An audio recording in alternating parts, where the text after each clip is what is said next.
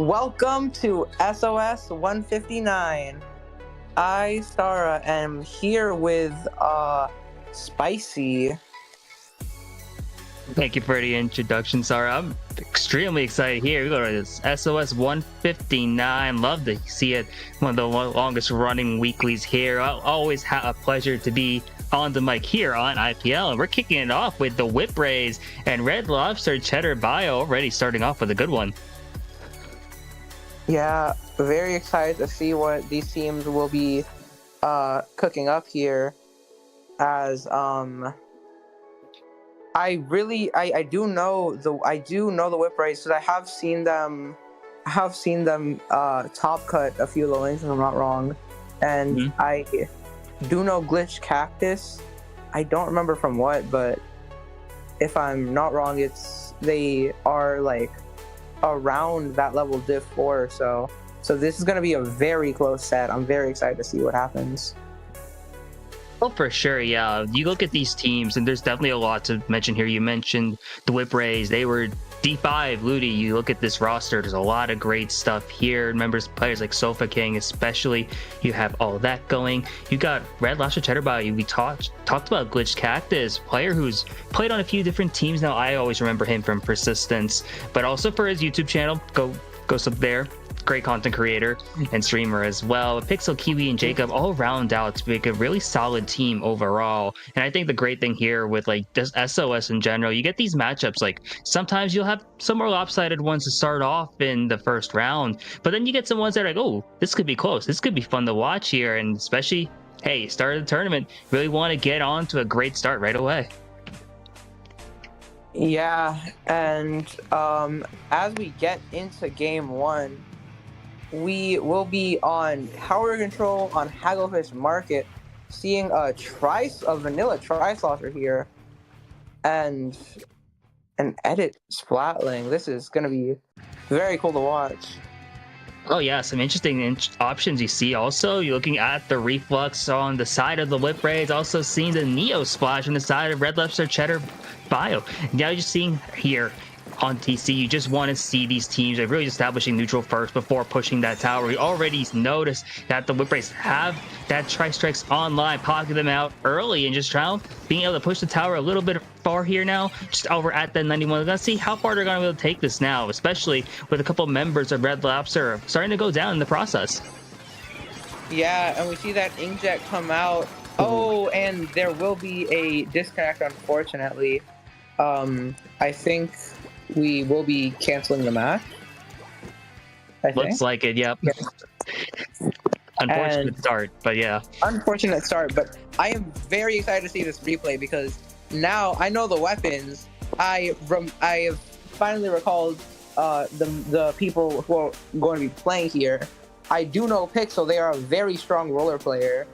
So I'm very excited to see what they will do about weapons that counter them so hard, like Tri-Saucer and Reflux having missiles. This is going to be a uphill battle for them for sure.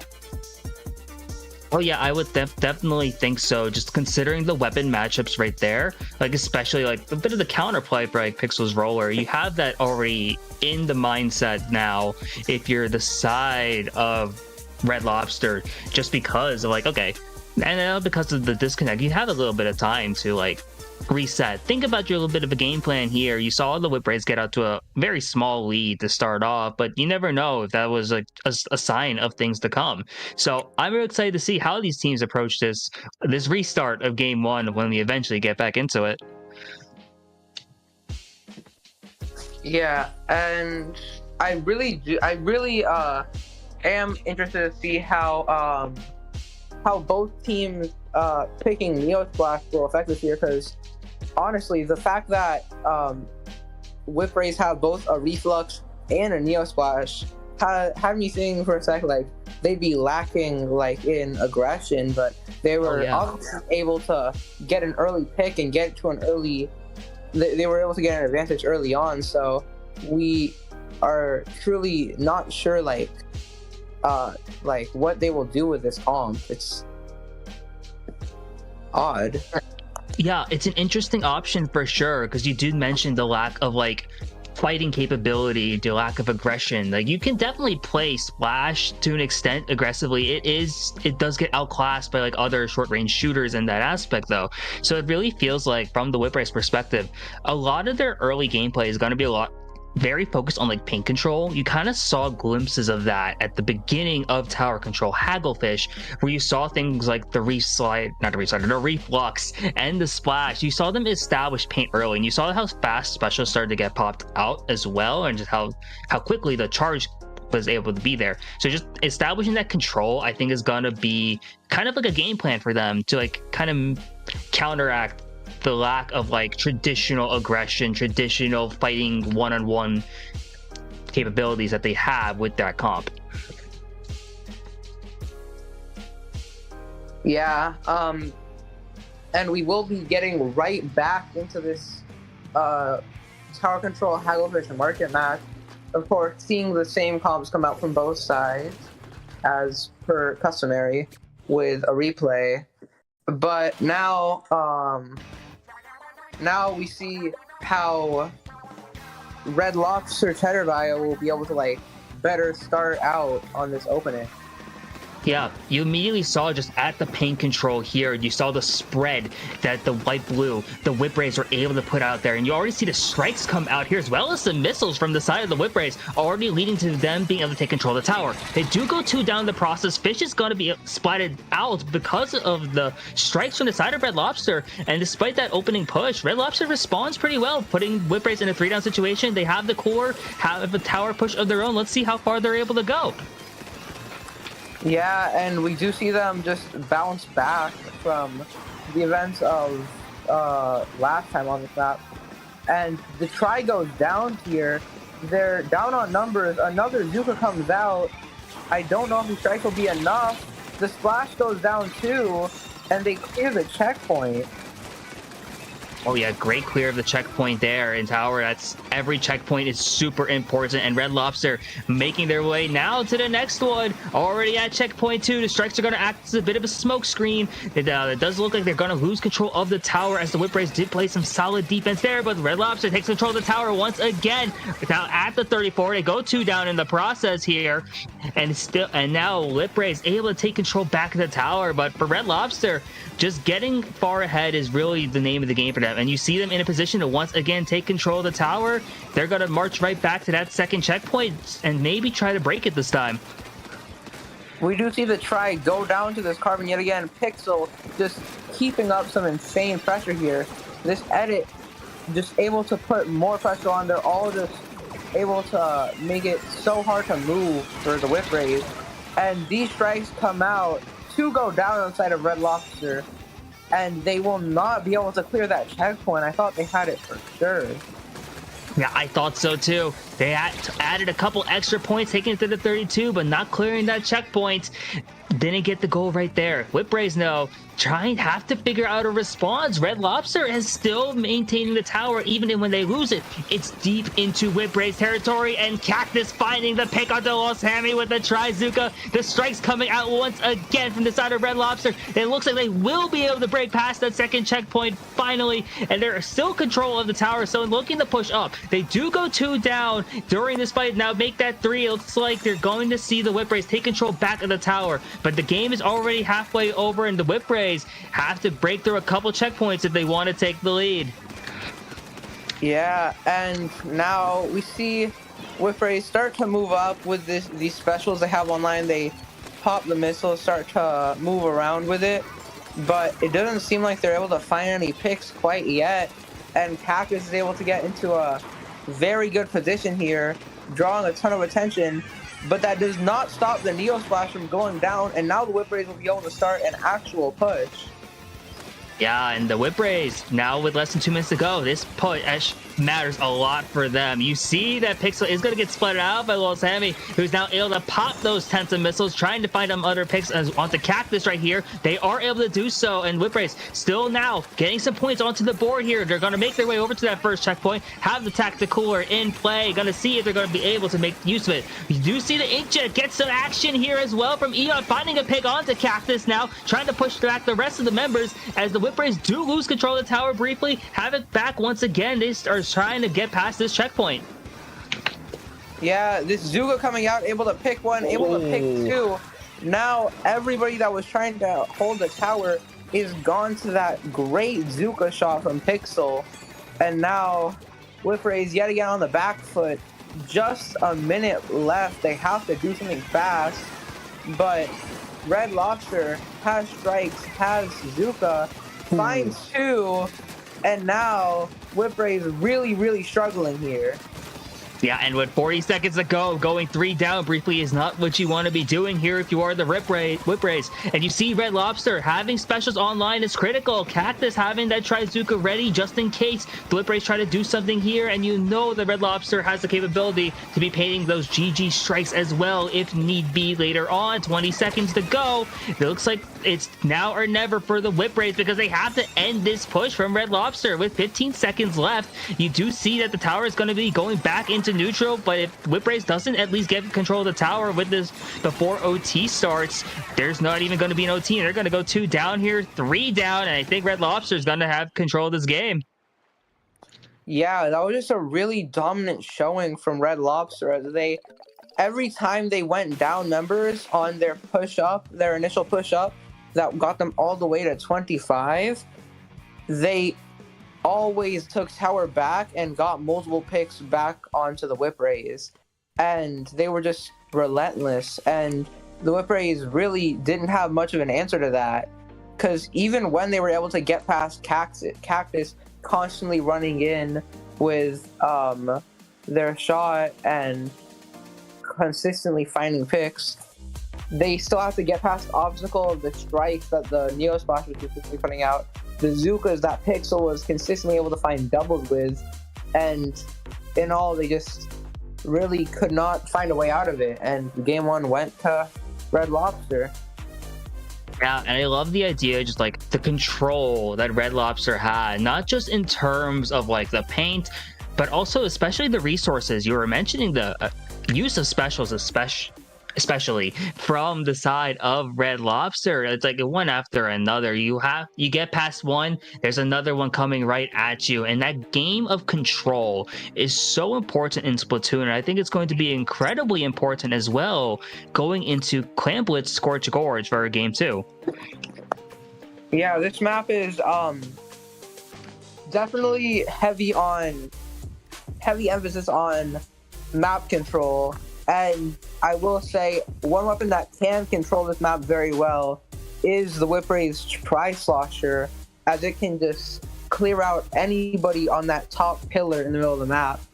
And we'll see how this second map affects the play we saw in the first game, as now strikes may be less useful and Inkjet may be able to get more value. So the Whiprays definitely could turn this around here. Oh yeah, and I think the Whiprays, they've shown signs that they can definitely turn around. You saw the original game 1 before the disconnect, Whiprays had a slight lead, and you also noted that in the actual game 1, Whiprays did make some moves, did show signs, some flashes that they could definitely win this, and they are very competitive in this matchup. Gotta be a sign to see. You see a lot of the same weapons come out from the side of the Whiprays, and looks like to be the same thing from the side of Red Lobster also. Gonna run it back. Only main difference is that Sofa King is now on Vanilla Splash, it looks like, with the Crab Tank. Yeah, and Crab is very strong here, so I do see why someone would go that over Neo Splash. We do see missiles coming out early. The try moving up to top mid as expected, but yeah. Pixel able to find the pick there, and numbers trade as both teams go 1 down.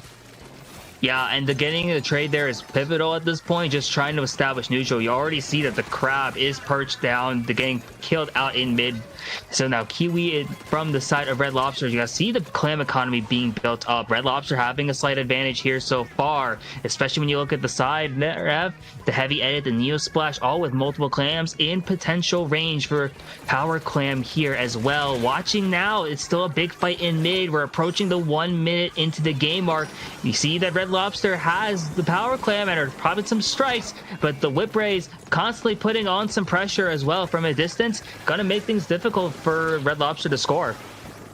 Yeah, and with the clam economy constantly in Lobster's favor, the numbers advantage is all Whiprays have, but now that multiple have gone down on the side of the Whiprays, I don't know how long they'll be able to hold that, as they still can't push with no clams, and now with no members, it'll be harder to defend. Yeah, it's a bit of a stalemate so far, 90 seconds into this game. Neither team is really able to make a huge advantage, whether that be in numbers or whether it be with the clams. You see that Red Lobster has the economy. Jacob has with the heavy edit in the back, but isn't able to push forward because look at all the orange there. And it's 2 down from the side of Whiprays. Maybe a chance for Red Lobster to strike at this point, but you see the missiles being targeted now onto Jacob, making it difficult here potentially. But you do see a power climb go in, and Red Lobster with another one to follow up. This might be a chance for them to keep this lead and maybe push even further here. Yeah, and getting that second power climb in is crucial, because simply getting to 80 is never enough to hold. But now with that extra push, it's gonna be harder for the lead to be lost here. But with that, the push will end and Red Lobster will retreat to mid.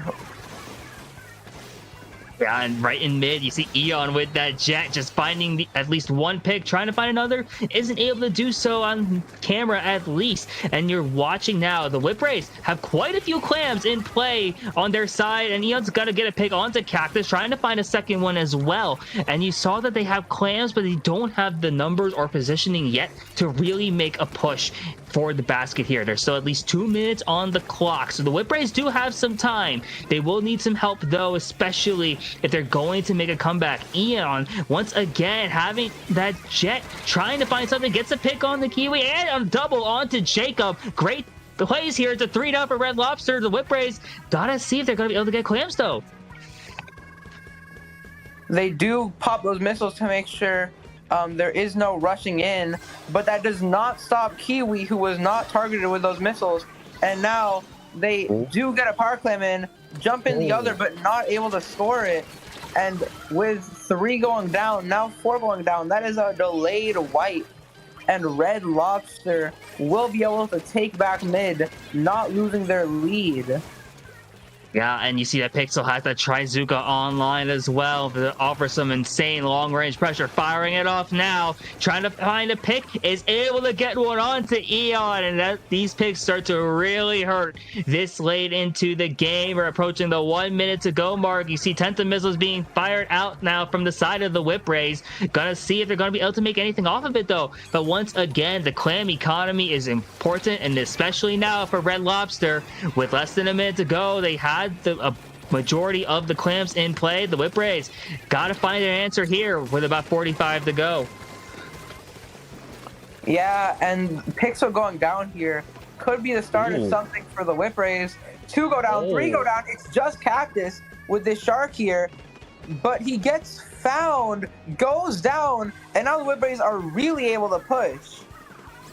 Yeah, and 30 seconds to go here. You see the play made, and now the Eon has scored, but they go 3 down. The Whiprays are getting wiped out here, and with 20 seconds to go, I don't know if they have the clams left to even make a power here, because with 15, this might be it. Red Lobster might be able to take it.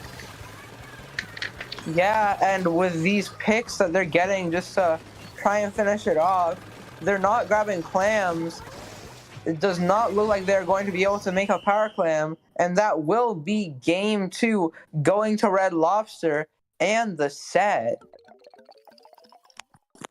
Yeah, and that was a deceptively competitive set despite it being a 2-0. That last game really came down to the wire. Had a few things gone differently. I think the Whiprays could have pulled that out, but there was just so many good things being shown from the side of Red Lobster in that game. And I think that's just overall some really solid gameplay. I think it's going to go well for them too for the rest of this tournament. Yeah, and now with that set over, we will be moving on to round 2.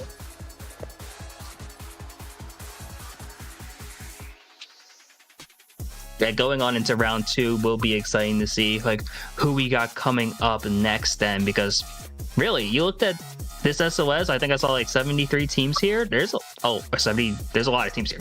There's quite a few teams here that could really make some noise, and especially once you get into round 2, round 3, this is where some of the matches really start to matter for what bracket you end up going into at the end of groups. Yeah, and we will be seeing Big Fat Sea Crows versus the Splatlanders. These are two collegiate teams, if I'm not wrong, which is going to be very interesting to watch.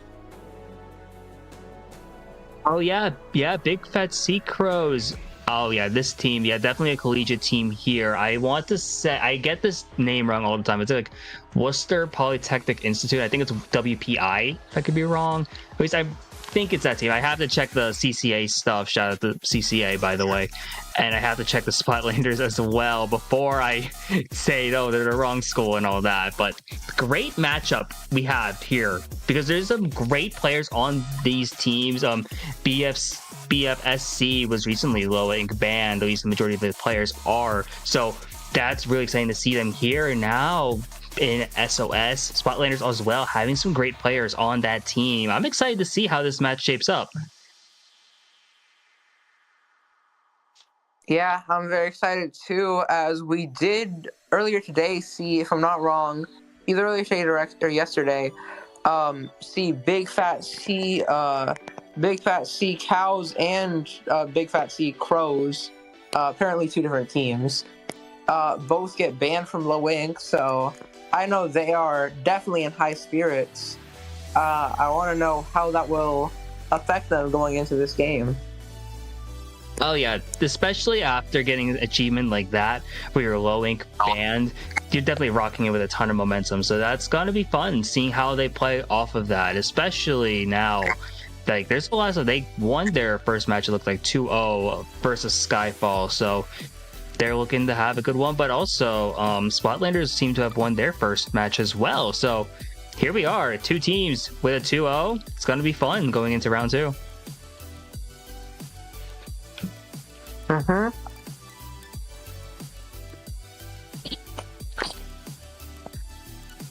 We will be opening up on, if I'm not wrong, flat zones on Ship-Shaped Cargo Co.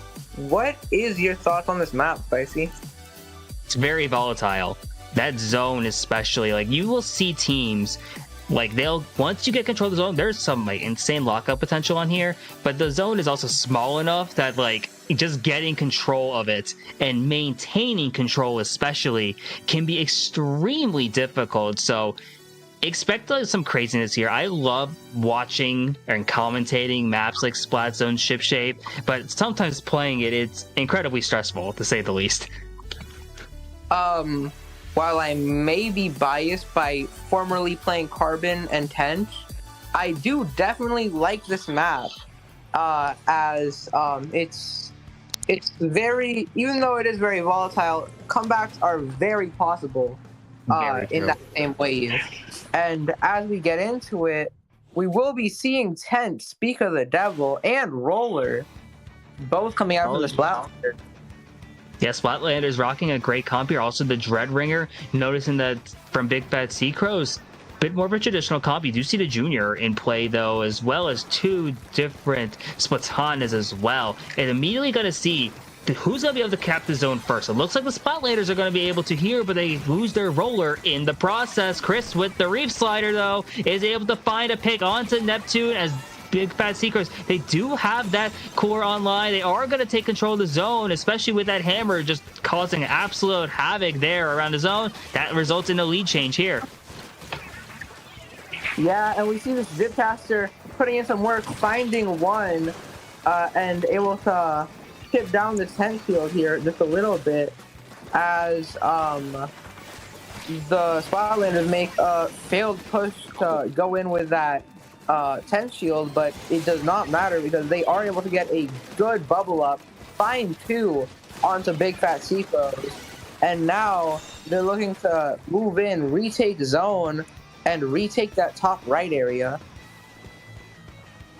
Yeah, and retaking that top right area is at least going to be helpful here. You see that Big Fat Seacrows does go 3 down, as Splatlanders now have a chance to maybe take the lead here eventually, or just get into a position where they can lock out and really just milk as many points as possible. Now the Reef Slider coming out once again, as Silphlux is going to be the victim of it this time, and you do see those points tick down with Big Fat Seacrows multiple down. That results in Splatlanders taking the lead now. Yeah, and we see the tent trying to go in, trying to stall for a bit, but all that happens is that just Totostar falling, but the rest of them surviving, and now Big Fat Seacrows taking their zone back. Yeah, and it's massive here. You do see that they have to work their way through their penalty, but they also force the penalty onto Splatlanders, which is big. Wow, a huge pick up the Cyan. Now is Reef Slider coming out once again. That's going to cause some havoc. You do see that multiple members are down in here, and now Splatlanders being 2 down in this process. Neptune with that zip, trying to find some extra picks here. Want to Splat, trying to do something now from the side of Splatlanders. Big Fat Seacrows working their way through their penalty now, halfway through the game, and this game has been pretty back and forth. Yeah, these are 2 very evenly matched teams, which is what makes it so exciting. And this Zuga coming out, this Slider coming out, makes Big Fat Sea Cows lose the zone here as they get split up by these specials, but they do not lose map control, as that hammer from Silphlux will find a pick and they will take this advantage back. Yeah, and that's insane here. You do see now what could be happening now. They're all almost getting out of the penalty. The Seacrows trying to do something, but Splatlanders once again finding an insane penalty here, or just being able to keep adding on this pressure. You see that the Splatlanders now have that tactical lure in play, and while the Seacrows do have control of the zone, this could change at any moment. It's going to go back into neutral, and now it's going to flip back actually in favor of the Seacrows, and this might be their chance to finally work their way out of this penalty and look to try and take the lead here on this push. Yeah, and as 2 go down on both sides, but 3 go down on the Splatlanders, and that delayed white causes the Splatlanders to lose this lead finally, and now they're just looking for a way back into this game as to just not get KO'd. Yeah, and I think it might be a little bit too little too late, as the Seacrows are able to take game 1.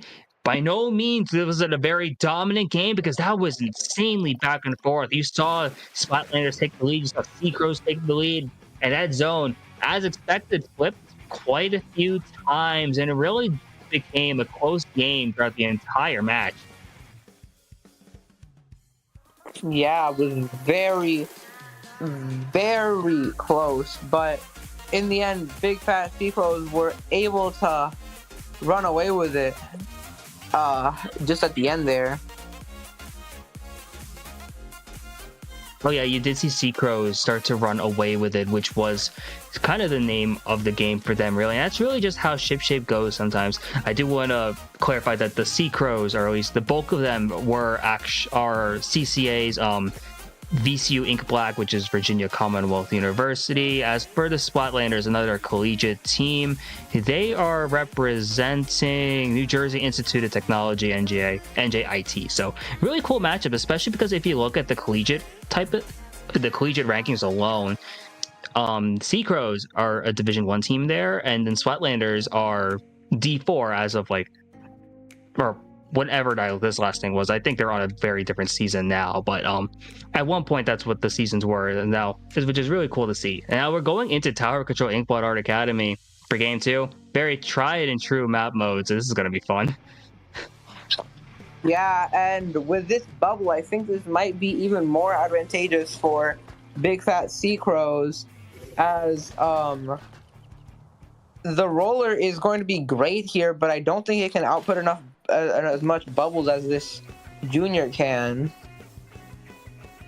Oh yeah, I think that's an interesting option here. You're not going to put as much as the junior but it's going to make things interesting that seeing that dynamic. You do see that multiple members on both sides are actually going to be going down here, as you see Mini now trying to pop that cooler off onto that right side. The tower hasn't moved very far, as you see Splatlanders got a couple points. They're at the 97, trying to make a push now here to try to stay alive in the set. Booyah Bomb coming out now as well, and you see the Splatlanders are trying to make their way over to that first checkpoint. Let's see if they're going to be able to break it. Yeah, and with that bubble, they're going to be able to move past that checkpoint swiftly. But multiple go down, 3 go down on the side of the Splatlanders. And now, Splat is left alone to try and hold this, able to bring it all the way to the second checkpoint, but will fall. And now, Big Fat Sequels are going to have a chance to push.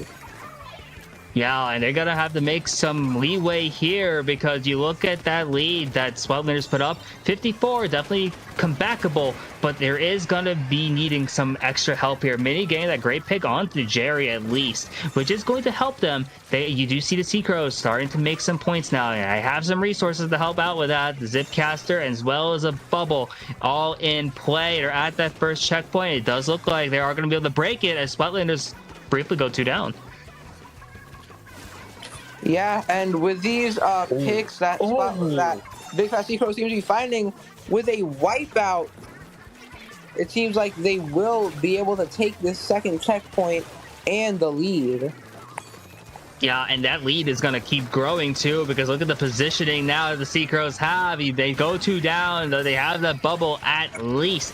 And now multiple members down from the side of the Splatlanders as the Sea Crows are starting to make something happen. The Booyah Bomb acted as a great option, though, just to stall out that push from the Sea Crows. But Splatlanders now on the back foot. 3 minutes or 2 minutes into this game are proud to be at the halfway point. Sea Crows going 2 down once again as the Splatlanders have members, have resources.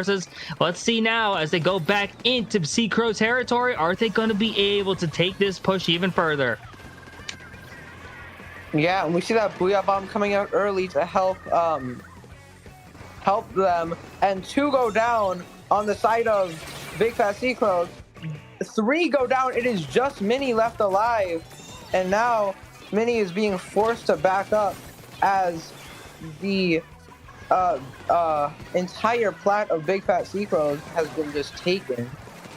Yeah, and that lead, oh, that was a rough wipeout because of Splatlanders. You saw how close they were to evening up the score here. They're at single digits now in terms of point differential, and you're seeing if they're going to be able to make something happen in these last 2 minutes.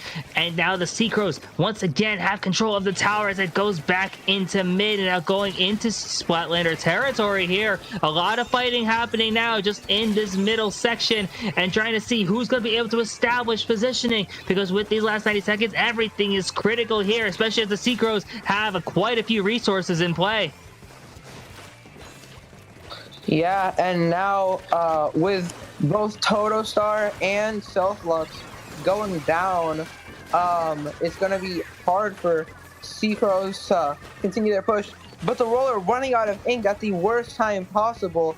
They're going to go down to the Stamper here, Neptune Stamper, and now Splatlanders a bit scattered on their push back into mid here. Yeah, and getting scattered is not what you want to be seeing here. We're 1 minute to go, and now you do see that Splatlanders are once again going down multiple members at a time, and you see how well the Sea Crows are starting to play on defense right here. One is Splat getting taken down in the process by Neptune and a friend, as you see that Neptune trying to take one on the Jerry, but Sea Crows 3 down here with 40 seconds to go. Yeah, and now they're just in a bad spot. You do not want to be in this position where you have to push with guarantee that your push will end in overtime. But yeah, Wanna Splat going in, trying to find one, not able to find one, 2 go down on the side of Splatlanders, but 2 also go down on the side of Sea Crows. And now it's another chance at life for the Splatlanders as they find more picks. And Mini going for a play, desperately trying to find the tower, but does not seem to be able to find it. Oh, this is a huge fight on the tower, and it just a little bit not enough. And you just saw a lot of members from the Sea Crows just crash onto that tower. Splatlanders was not able to take the lead there, and that was just rough. But hey, great win from the side of Big Pet Sea Crows, and Splatlanders really put up one heck of a fight, especially near the end there.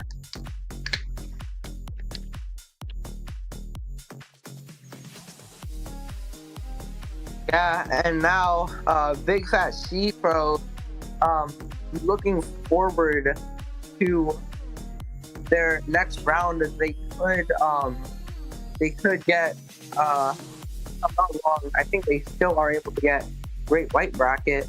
So now it's just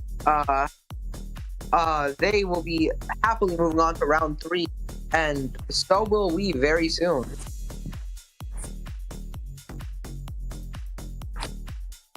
Yeah, once we go into round 3, that's going to be fun. Just seeing, that's really when you see like the brackets like really start to shape up. So I think we're going to be taking a quick break until round 3, but don't leave, stay tuned, because we're going to be back with some great action coming up.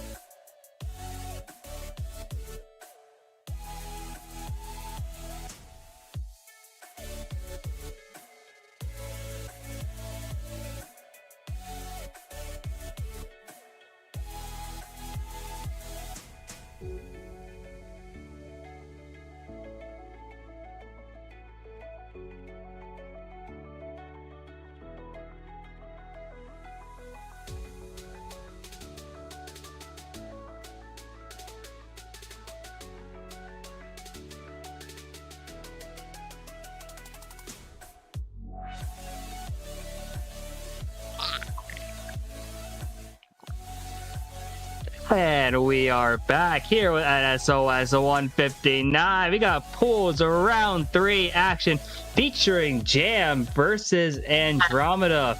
We've had some exciting matches here to start off with SOS.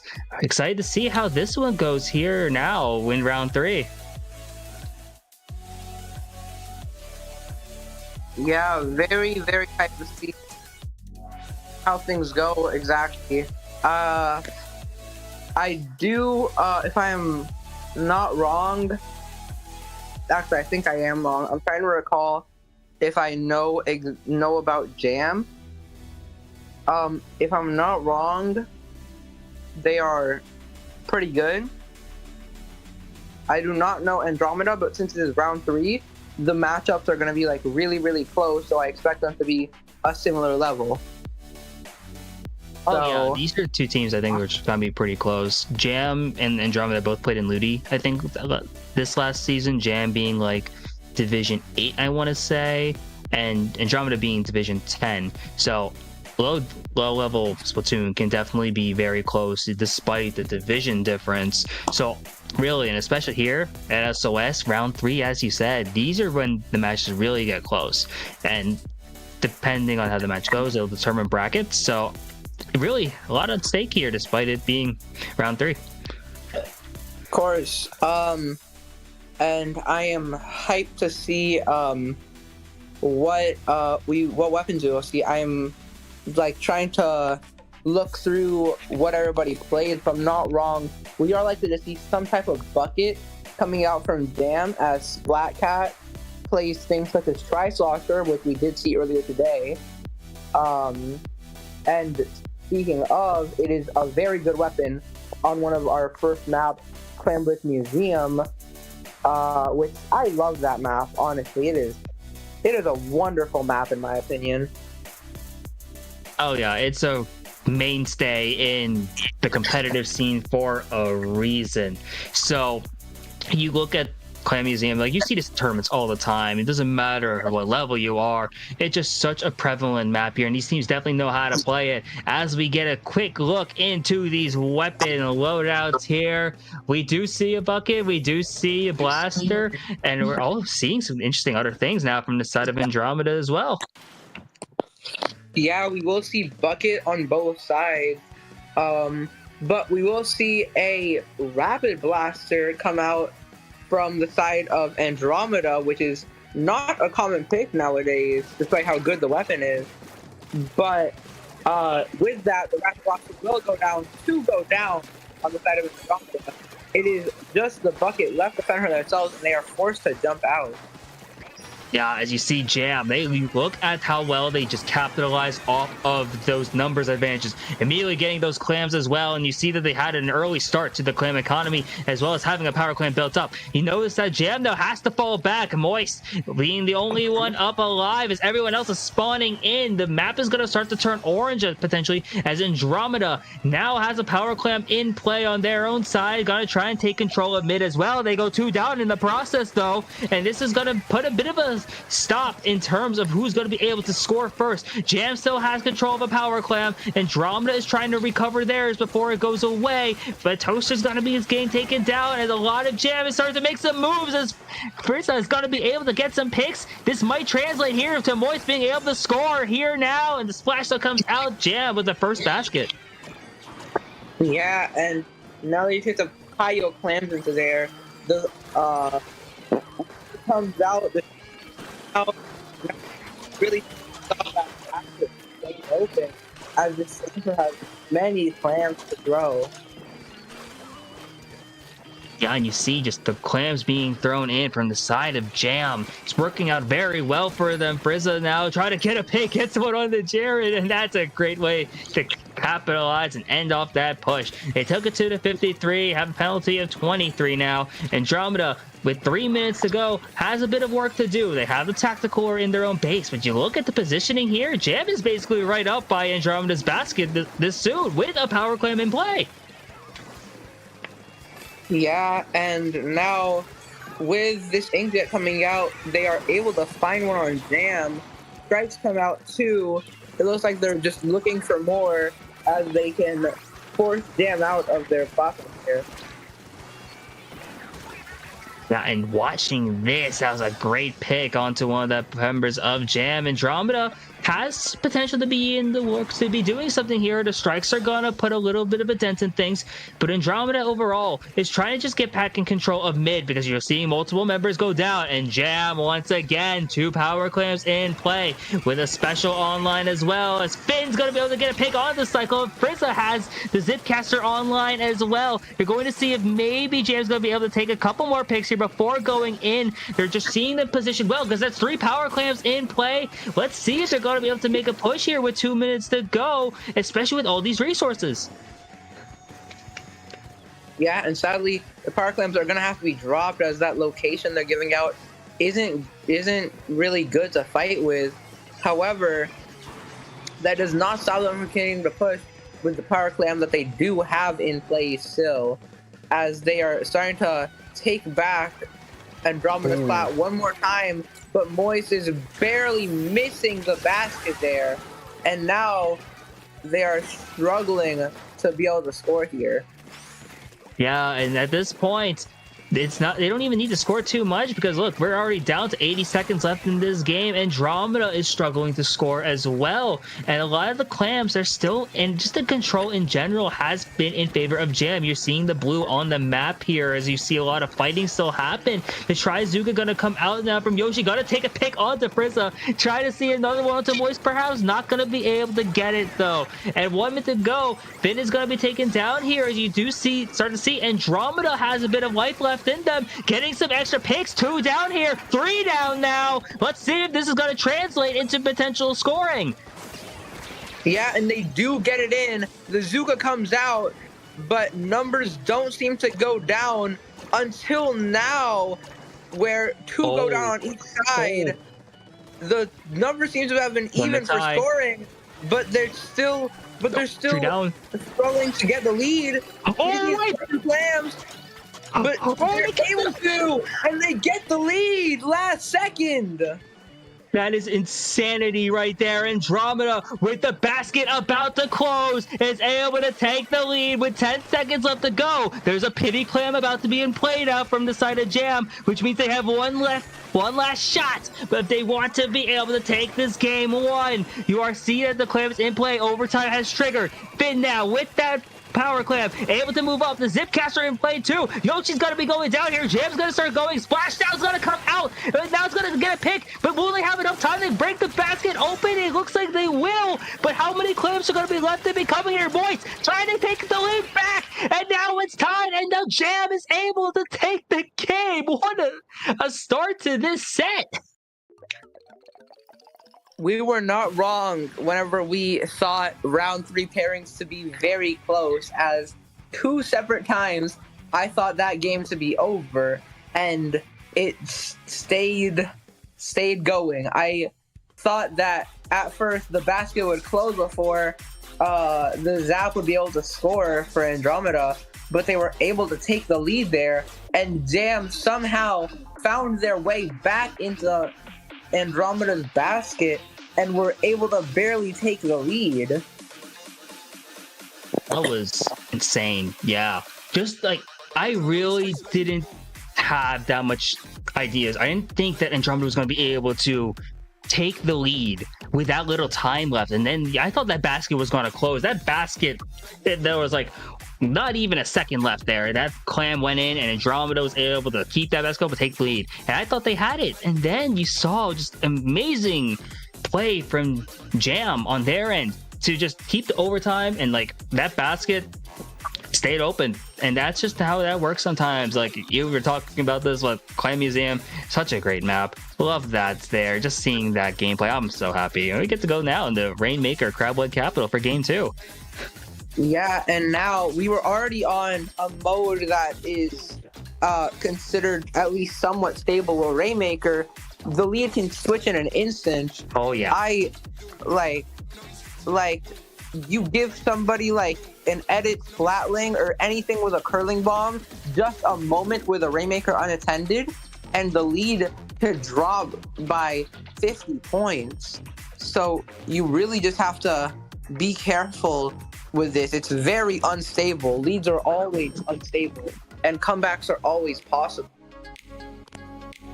And the idea of comebacks always being possible is going to make things incredible after what we just saw in game 1. I don't think you can count out either of these teams as we go into game 2 eventually, because if that game 1 told us anything, this game, no game is going to be over until the screen says it's over. And I think that's going to be the most exciting thing here, especially because, as you mentioned, Rainmaker especially, those points go down very fast depending on how well a push goes. One wipe really does numbers there, and it can go, everything can change in a matter of seconds. And I'm really excited to see what's going to change here between these teams, as maybe just looking out at the comps now. Ooh. Yeah, and we do see near identical comps come out from both sides. Frizzle will be switching to that crab stamper, and this blaster here from, if I'm not wrong, who is that? Finn coming out will be now a custom range blaster, so that they have more of a midline presence, and they do use that midline presence to take an early numbers advantage and take 2 and claim this checkpoint immediately. Yeah, we're talking about it, but yeah, once you get a numbers advantage, those points start to go down. And look at this, Jam has already found their way at the 43. The strikes are going to stop that push for now, and it's a very needed stop here for Andromeda, who now with Yoshi gonna try and find a pick. Yeah, gets gonna take out Frizza here, but 2 down from the side of Andromeda for now, which is gonna at least bode well in favor of Jam, who's still with the Rainmaker in control in a way, just having in a decent position to move. Maybe it's at least going to help. Now, it being down there isn't going to be as conventionally good for them, but here it was at least a great start, and Andromeda now bit on the back foot to start out this game.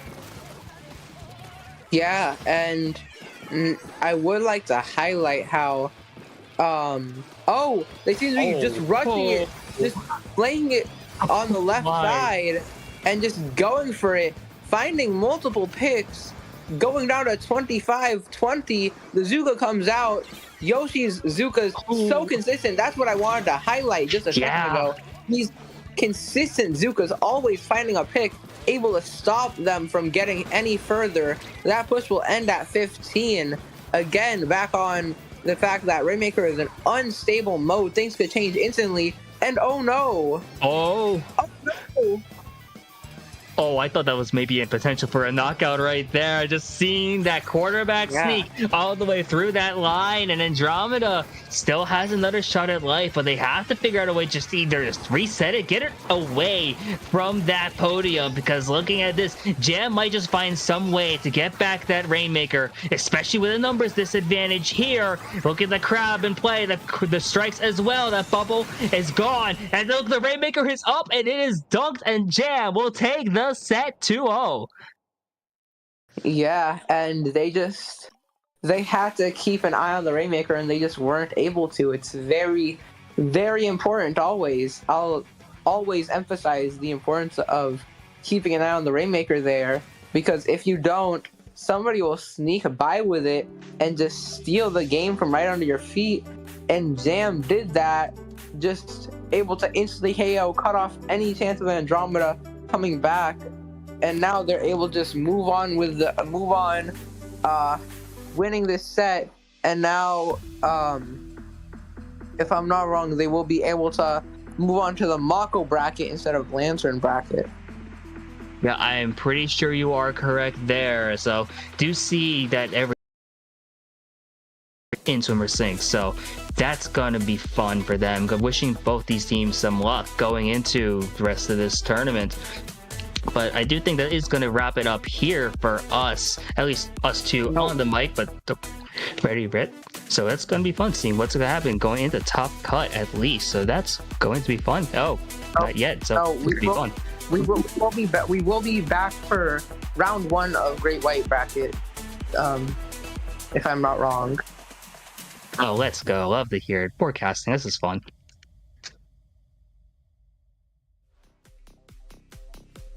But yes, we will be right back with Swimmer Sink 159 Top Cut.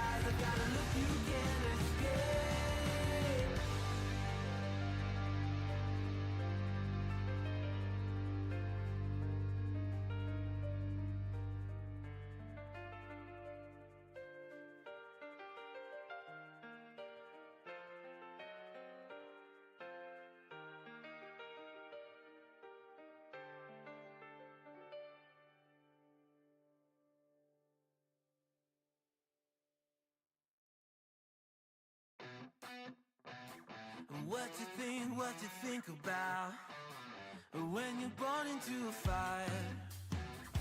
Let them burn it out. Sell them to the richest buyer. They wanna let the world decay. They tell us lies and fade away, fade away. We feel betrayed. We were raised to lose the race. Wake at the back of the pack, kill it anyway. Listen up now, because we're never dropping out. Beat the odds, beat the big house.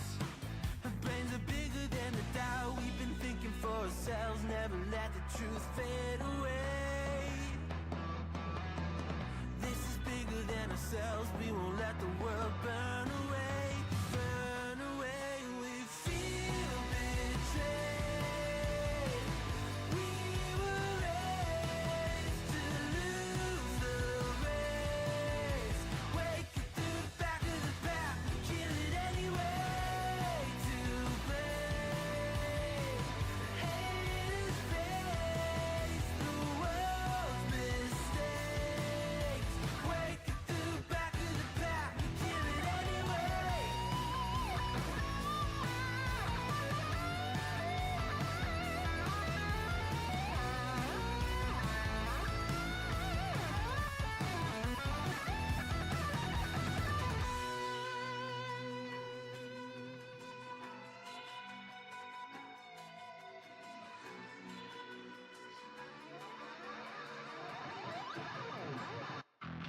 And we feel betrayed.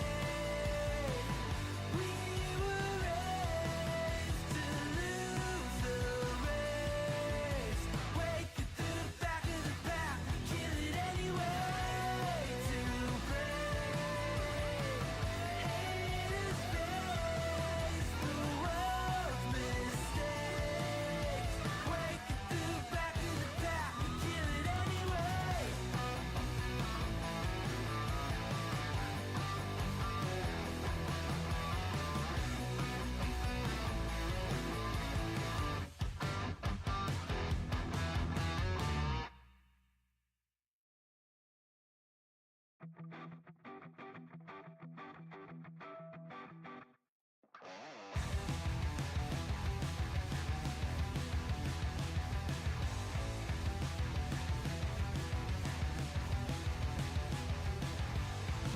You think you've got my number figured out? A motive born in drought and brevity. And if I'm not the soul of your design, I blatantly decline your remedy. Don't box me in, don't, or I'll leave. I'd rather be a dreamer, I'd rather be free, I'd rather be a leader, I'd rather be a queen, I'd rather be a singer in a trashy cover band. I'd rather be a closer, I'd rather be clean, I'd rather be a poser in a magazine, I'd rather be pretty much anything else than your machine.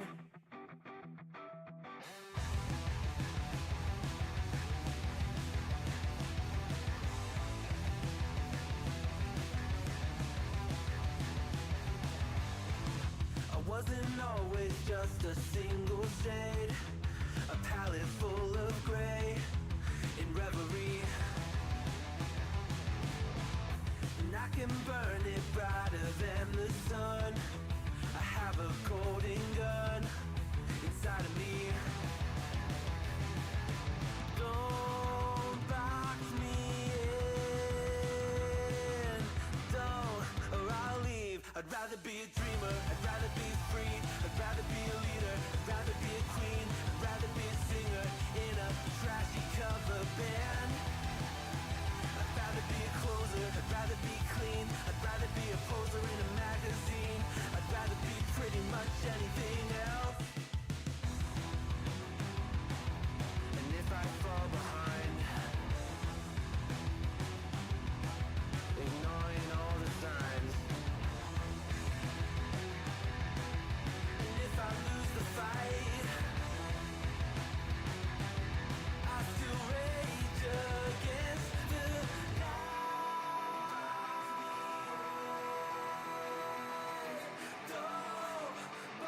I'd rather be a dreamer, I'd rather be free, I'd rather be a leader, I'd rather be a queen, I'd rather be a singer in a trashy cover band. I'd rather be a closer, I'd rather be clean, I'd rather be a poser in a magazine, I'd rather be pretty much anything else than your machine.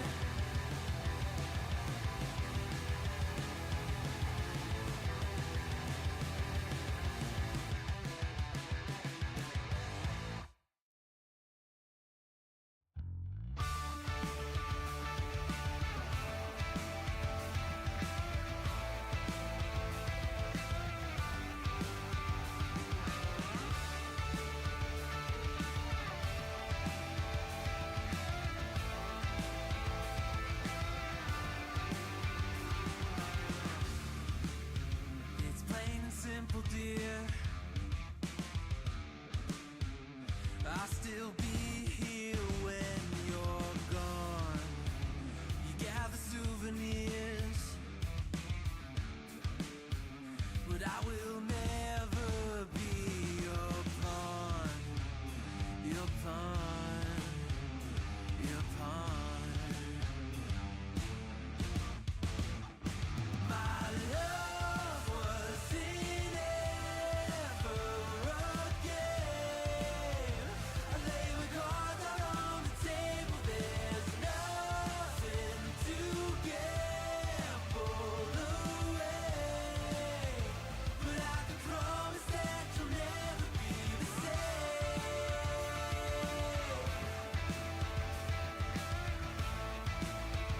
But I can promise that you'll never be the same.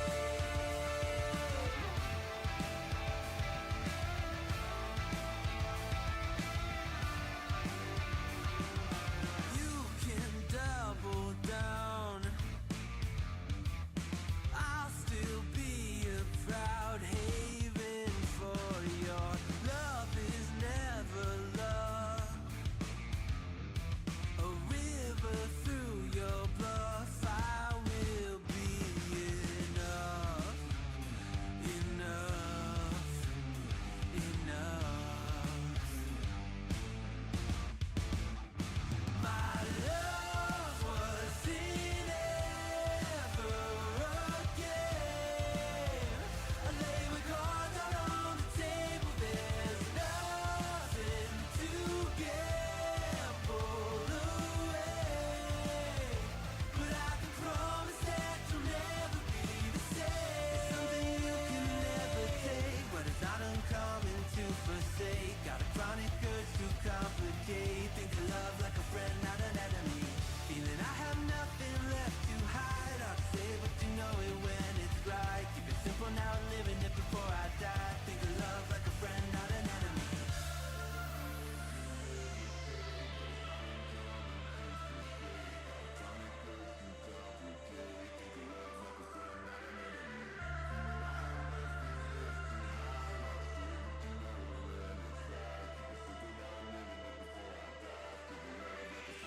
My love was in ever again.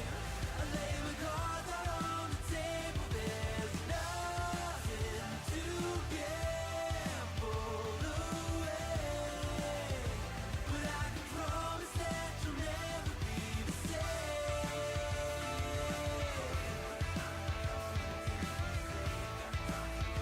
But I can promise that you'll never be the same.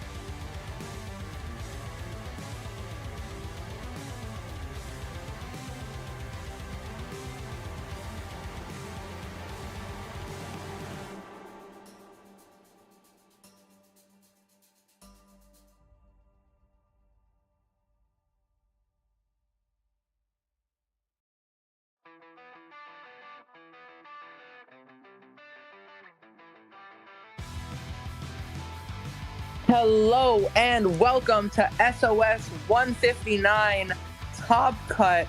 We are going to be watching round one of SOS Great White Bracket. I am here with Spicy, and we will be seeing Quick Spam Zeal's DMs versus Pickup.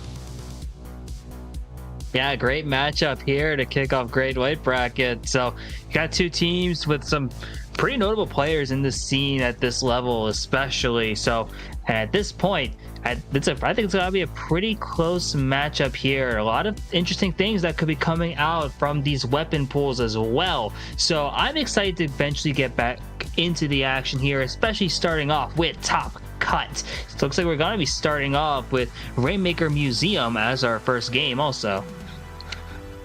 Yeah, and I will say I do recognize some of these players in both of these pickups, because I do recognize Zeal as the captain of Lush, if I'm not wrong, and they have won a low ink. They are definitely like a strong player, and I do recognize on the side of Pickup the some members of Solo Queue, if I'm not wrong, Carlos and Allegro both being members of Solo Queue. Very strong team. So I'm very excited to see what both sides cook up here. Oh yeah, especially looking at the players there. You mentioned Solo Q, you mentioned Lush. There's a lot of players here that's like at this level, you really start to see some great things in the gameplay, and especially at a tournament, there's some great stuff. And the beauty of like tournaments like SOS, it's a pickup event primarily for a lot of teams, so you get to see kind of like the mix of like gameplays, different players playing with each other, just friends having fun and all of that. I think it's just some great stuff. It's one of the best things about this tournament, and I'm super excited to eventually get into game one, especially because like you think about like what weapons here that could be brought out. You think about like, oh, a lot of traditional stuff, and like, yes, there's a defined meta here, especially, but hey, Rainmaker Museum, there's some options that could be brought out as well. I'm excited to see what's going to be brought out, especially now that in Top Cuts, everything here really does begin to matter. Yeah, and only thing I can say I know for sure is that I do expect Zeal on a shooter, as that, if I'm not wrong, is most of all that they play. But the 52 gal that they play, I don't. Last time I at least I personally fought them on Rainmaker Museum, they did not go 52 gal. So who knows? We might see a switch up from this 52 main, where they may go something else like Splatter Shot on this map, because Shot and Zuka in general are really strong on Rainmaker. Oh yeah, like Zuka in general is such a strong special, and in Rainmaker especially, it really does get a lot of value in a lot of different situations. Let's get a chance to see what exactly is going to be brought out here. You do see some typical weapons here from both sides. Looking at it now, also a brush duel potentially. Yes, Allegro, well known for their brush, and Frenzy, who I do not know too well, but surely if they made it to Great White, is an excellent brush player too. And now we are going to see how they can fight as one goes down on each side. Zeal and Allegro both going down, and it's just a fight for mid right now.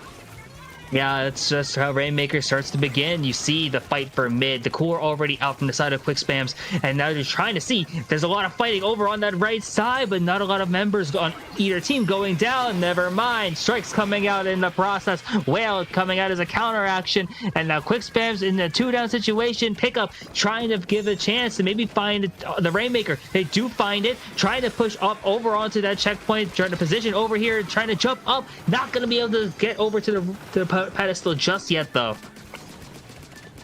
Yeah, and that jump is always very, very nice to get, but you can't always get it. And now they are a little slowed down. Zeal looking for yet another pick on the Rainmaker, will be able to find it, and now it seems like Pickup's push is starting to die out. Both mid lines remain, but nobody to just rush in there and take fights and paint for said fights. So it's going to be a lot harder for them to push.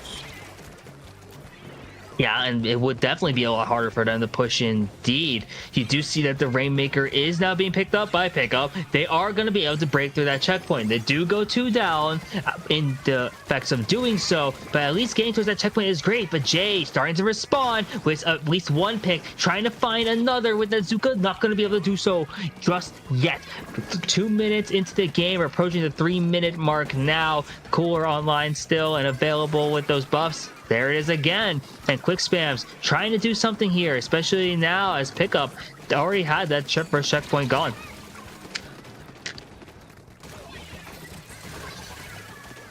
Yeah, and we do see Carlos here trying their hardest to push and like hold some presence here, and so that they don't lose all of mid here. But Zeal pushing in, making that very difficult, going to find the pick, and now 3 down on the side of Pickup. They're going to be able to push in finally. Cool, but you've been talking about it before the game about how strong Zuka is, and the Zuka just takes out, intercepts the Rainmaker as they try to make it towards the checkpoint. Amazing play there from the side of Pickup. Carlos now trying to just get some extra value here. You see that the bubble has popped once again. Quick, now with the extra height on that ramp is going to try and make a way over to that checkpoint, but not able to do so because Pickup is doing such a great job. But as I say that, you see that the great interception there, but Quickspam is not able to get to that checkpoint just yet, as now they do pop the bubble. They are going to be able to break it here, and let's see if they're going to be able to take the lead maybe. Oh. Yes, and in that though, both teams happen to go 2 down, and it's just a brush against a bucket, an unlikely matchup for the brush, but they are able to find a way to win it, now able to cause more problems, draw the attention of Pickup for a little bit longer, and keep their teammates safe. And keeping teammates safe there was pivotal, especially because Pickup almost just lost the lead, but now they're trying to get some extra points, and they do. They have a slightly bigger cushion now of 9 points, which isn't a big lead at all when you consider that Rainmaker, especially after the checkpoint is taken down, it can be extremely volatile. But Jay, now with the Trizuka, trying to find a pick here, unable to do so on cam, and now we have the Rainmaker once again from Quick Spams, and we're going to see if they're going to be able to make something happen as that bum almost takes out Quick in the process. 2 down for the side of Pickup though. This might be a chance for Quick Spams to get a chance to take the lead. They are 2 down still. Quick Spams is going to be able to stake away. They are able to take the lead by 1 point. But with that wipeout and such a short lead at only 49, who knows if they're going to be able to hold it. They start running immediately back. Pickup trying to find their way back into this. Only 20 seconds left. Finding a pick though. 2 go down to a bomb from this ink brush. 3 go down. It is just the ink brush left. Allegro alone here, having to find their way back in. Bucket falling off the map, trying to rush their way back in. They're so strapped for time, but 2 go down on the side of Pickup, but it's not enough, and Quick Spams will take game 1 here. Yeah, in a very close faction for sure. Like, that was such a close game. So it was basically a difference of 1 point. So that was just so incredible there. Getting a chance to see what was able to happen. That was such a back and forth game, and really a matter of inches. And that's how close Rainmaker can really be. But with the way both those teams played, I think we're going to be in for a really close set, especially if that first game only came down to 1 point. Yes, of course, it's going to be very interesting to watch, as per usual, with these great white brackets, because this is where the matches get closest. Oh yeah, for sure. These are really where the matches get closest, as you mentioned, because like, especially in that first round, you see teams who are definitely like at around the same level. They like, oh, we did really well in groups, but now we get a chance to get back in and see what happens now. I think the next map we will be going into is Tower Control Inkblot Art Academy, which is a very common map, the map we've seen already in the group stage. So I definitely think these teams, knowing that, okay, we played on this already now, so we have the experience here. It's played everywhere pretty much, it feels like, across all levels. So going into this next game, there's definitely some great game plans already set in stone. Wondering what's going to be happening as these teams go in eventually into game 2. Yes, and of course, the real main question here is how is Pickup going to be able to respond to everything that Quick Spams threw at them, honestly. And on a map like Tower Control Inkblot, 52 Gal is so strong here, but then again, so is Bucket, and only one of these two teams has Bucket, that is Pickup. And now it's going to be really hard for Quick Spams to be able to take fights here, as they will constantly be fighting a Bucket that can win fights so easily against all three weapons, all three front lines of theirs, which may swing this in the favor of Pickup. Yeah, and I think that little matchup advantage is going to go well for them here, as you mentioned. I do think that Pickup does want to take any advantage they can get. So if it does come with the fact that, okay, we have a weapon that maybe at least has a bit of a positive matchup on the rest of the other comp, that will be great for them as well here. But you never know here, especially because like tower controls, you will see weapons, different weapons start to come out, especially now at this level, the pockets start to get a little deeper. And it does look like we're going to be going into game 2. Let's see what the adjustments are, whether that be in the gameplay or in the weapon comp. You see pretty similar comps so far, and I think aside from the Nautilus, there's not a lot of too many drastic changes here. Yeah, but Nautilus is what Carlos is known for, so that alone could be a very big shift in how this plays out, as now no brush, but with a Nautilus here, we do not know what will happen, as the Nautilus already providing some value here, but no, multiple go down. Ooh. A delayed white on the side of Pickup, and now they're already on the back foot so early on into this game. Yeah, and this is just what you want if you are Quick Spams, just being an opportunity to ride off the momentum of game 1 and take it into game 2 to potentially just take this set early. You're now seeing Pickup trying to establish some defensive footing here. The tower is going to revert back into neutral, but you see that Quick Spams has plenty of specials available. They do go 2 down though. The Trizuka is still firing some extra shots, but now you do see that the tower once again now in mid, seeing what's going to happen as both rushes go down, and 3 down now from the side of Pickup briefly. Yeah, and now Quick Spams at such a huge numbers advantage, with Pickup always being staggered. They're really just looking for a way back into this, and these strikes might be it. But with that Zuka coming out, Lewis is just struggling to survive. The brush will go down, and here's that problem with a Bucket that I was talking about, as the Bucket was able to get 1, draw 2 to it, and now 3 go down on the side of Quick Spams, giving a very fast way to get checkpoint here for Pickup. Yeah, Pickup is going to be able to take the lead as well after that checkpoint, which is pivotal for them now with 3 minutes remaining. They do go 3 down, but they do start to get some extra points at least. But thank you for the core, they are able to at least spawn back in pretty quickly, it seems. And Quick Spams now are able to take the tower back, going back into mid, trying to see if they're going to be able to capitalize on what was essentially a great opening for them. Tactical are in play now. Strikes also in play from the side of Pickup though. Tower is still in mid, so we're trying to see who's going to be able to win this neutral exchange and start moving the tower in their own direction. Yeah, and now we see that with specials exhausted from all sides, it is just a firefight now. And in that, 2 go down on each side, but a third will go down. Third will go down on each side now, and that Zuka able to help stall. Zeo looking for a pick here, and now both teams extremely staggered with Zeo finding that pick on the squeezer.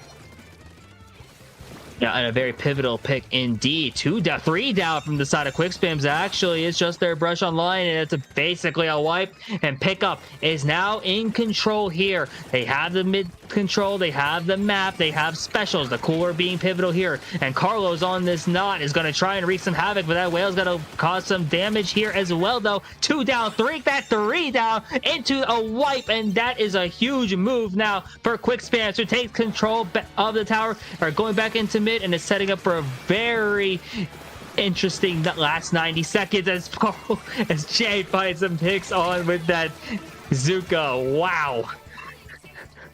Yeah, and we see them quickly approaching their lead, and 65, the numbers ticking down. Lewis going in for the pick, finding it. It's only Jay left, and they're able to save their lead here and keep a hold onto the game, keep a grasp onto the game as Lewis continues to be a problem before finally getting silence here.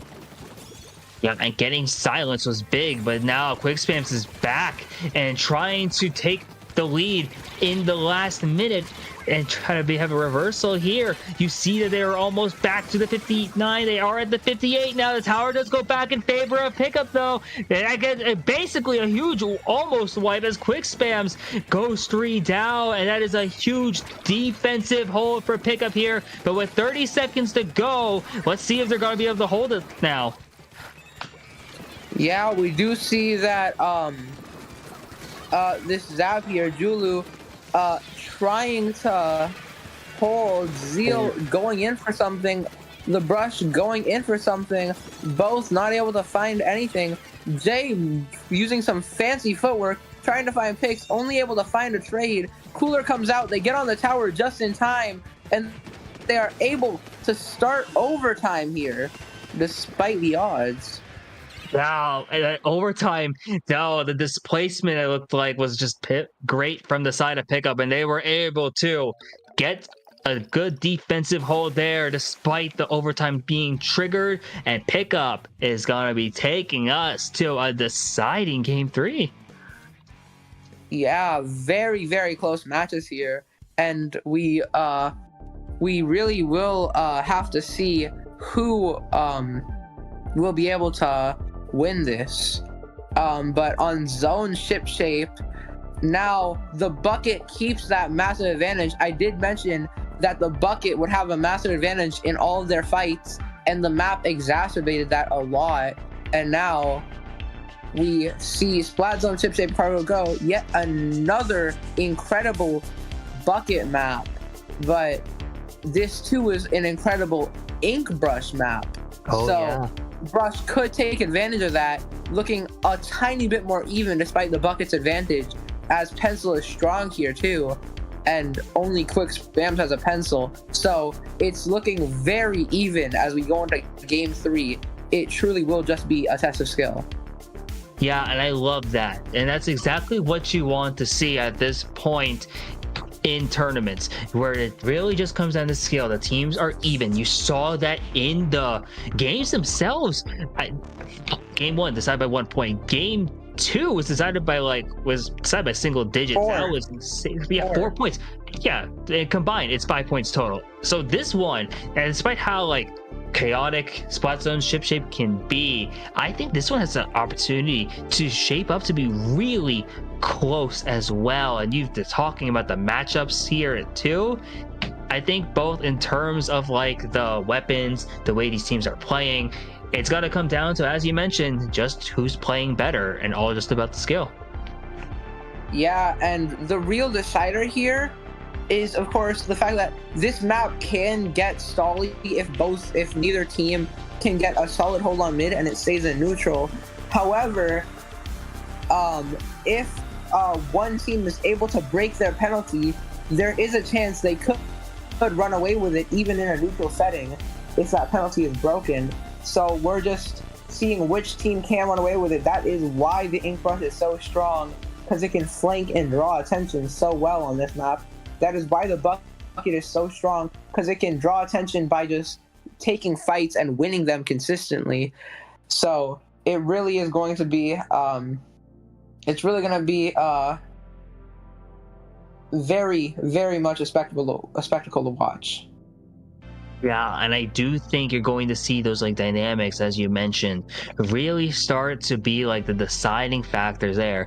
Those just interactions between the different weapons and different players will probably be the thing that ends up deciding this game and really deciding the set. You don't want to see teams start to lose here immediately, but I'm excited to see what's going to be happening now in a deciding game 3, going with winner going on to the next round. This is going to be shaping up to be one incredible finale, I think.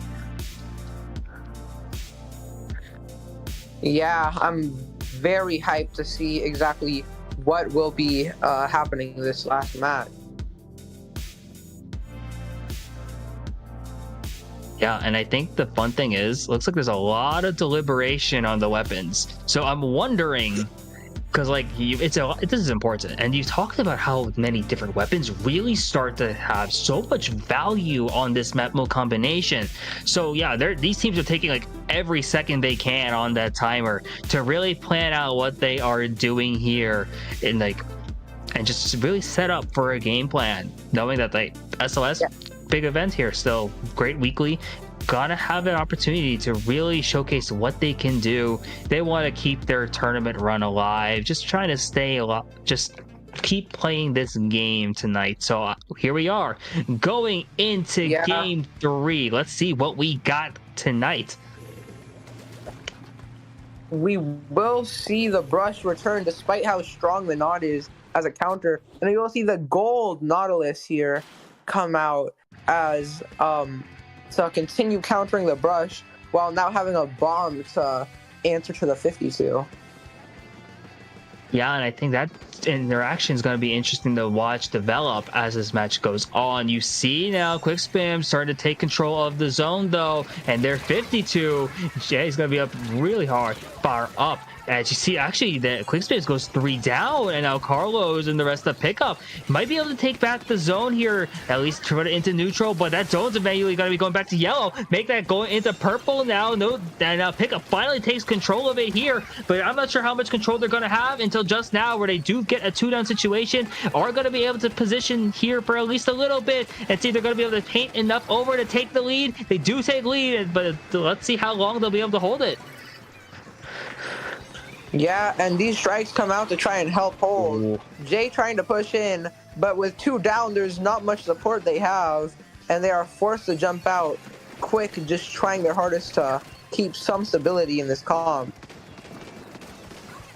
Yes, and now you see the pickup is starting to kind of run away with the lead just a bit here. And now you see some members on the left side of Quick Spams having a hard time getting back into mid now as you see the whales being popped out. But watch that point total start to tick down. They're already past the 20. But as I say, Quick Spams goes 2 down in the process. Not enough. Not able to take a penalty here and pick up with less than 15 to go. It looks like they might be able to just hold on to this point and punch their ticket into the next round here. That's gonna tick down, and pickup is going to win the set 2-1. Yeah, and I did mention how this map would be really determined on which team could break the penalty and run away with it. And well, if you don't ever have a penalty, that's definitely one way to run away with it right there, as pickup just steals that set right from under the noses of Quick Spams, and pickup will be moving on to the next round of SOS 159 Top Cut. Yeah, and overall, that was a phenomenal set from both teams that we just saw here. The first 2 games, insanely close, and you never know. Had pickup not been able to take that zone there and get that lead, we could have seen a very different story, and Quick Spams might have been able to move on instead. But really, just great showing from these 2 teams here tonight. Excited to see what pickup is going to be able to do for the rest of this event. Yeah, and now I will say that will be all for me and Spicy here. We will be back with your round 2 of Great White Bracket, but with new commentators. So that's all from me. Goodbye.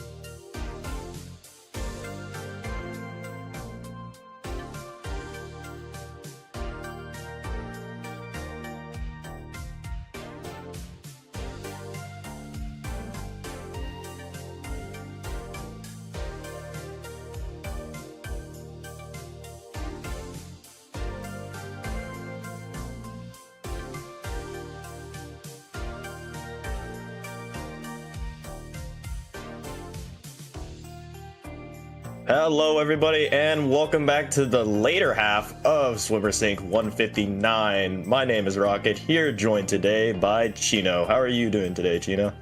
Hey, I'm doing good. This is my first time on commentary tonight on SOS. We've had some good matches and it's been exciting. I'm glad to see what we're gonna see in these next matches. Yeah, for sure. As we take a look at these two teams, this next matchup is going to be between Rissa Roundup Alpha versus Fish Lasagna, and taking a look at their tournament and how they've gotten to this point. Rissa Roundup Alpha has only played 2 matches so far to make it here, winning both of them. However, their opponents, Fish Lasagna, have also won all their matches pretty convincingly, and they seem to be the favorite here as well. Yeah, I would, even though Rissa Roundup only went for 2 rounds, I would definitely not count that against them. They got some pretty notable names there. I definitely recognize Andy Pika 9. It's going to be quite an interesting match we see here.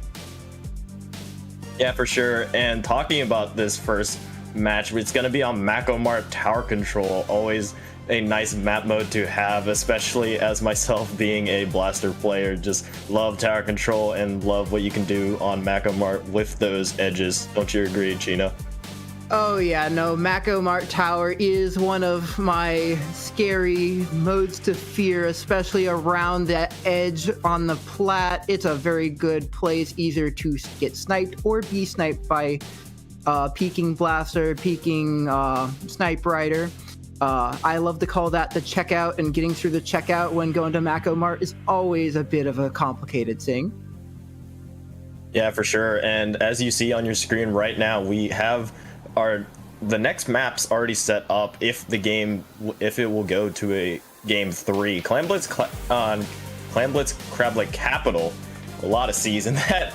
will be the next match, and if necessary, Game 3 will be on Rainmaker Pump Trek, which is always a chaotic map. But we will go into the next map, the first map here between these two teams. Let's see what they bring out. A red pencil being seen already, and a mini Splatling. Interesting comms from both these teams.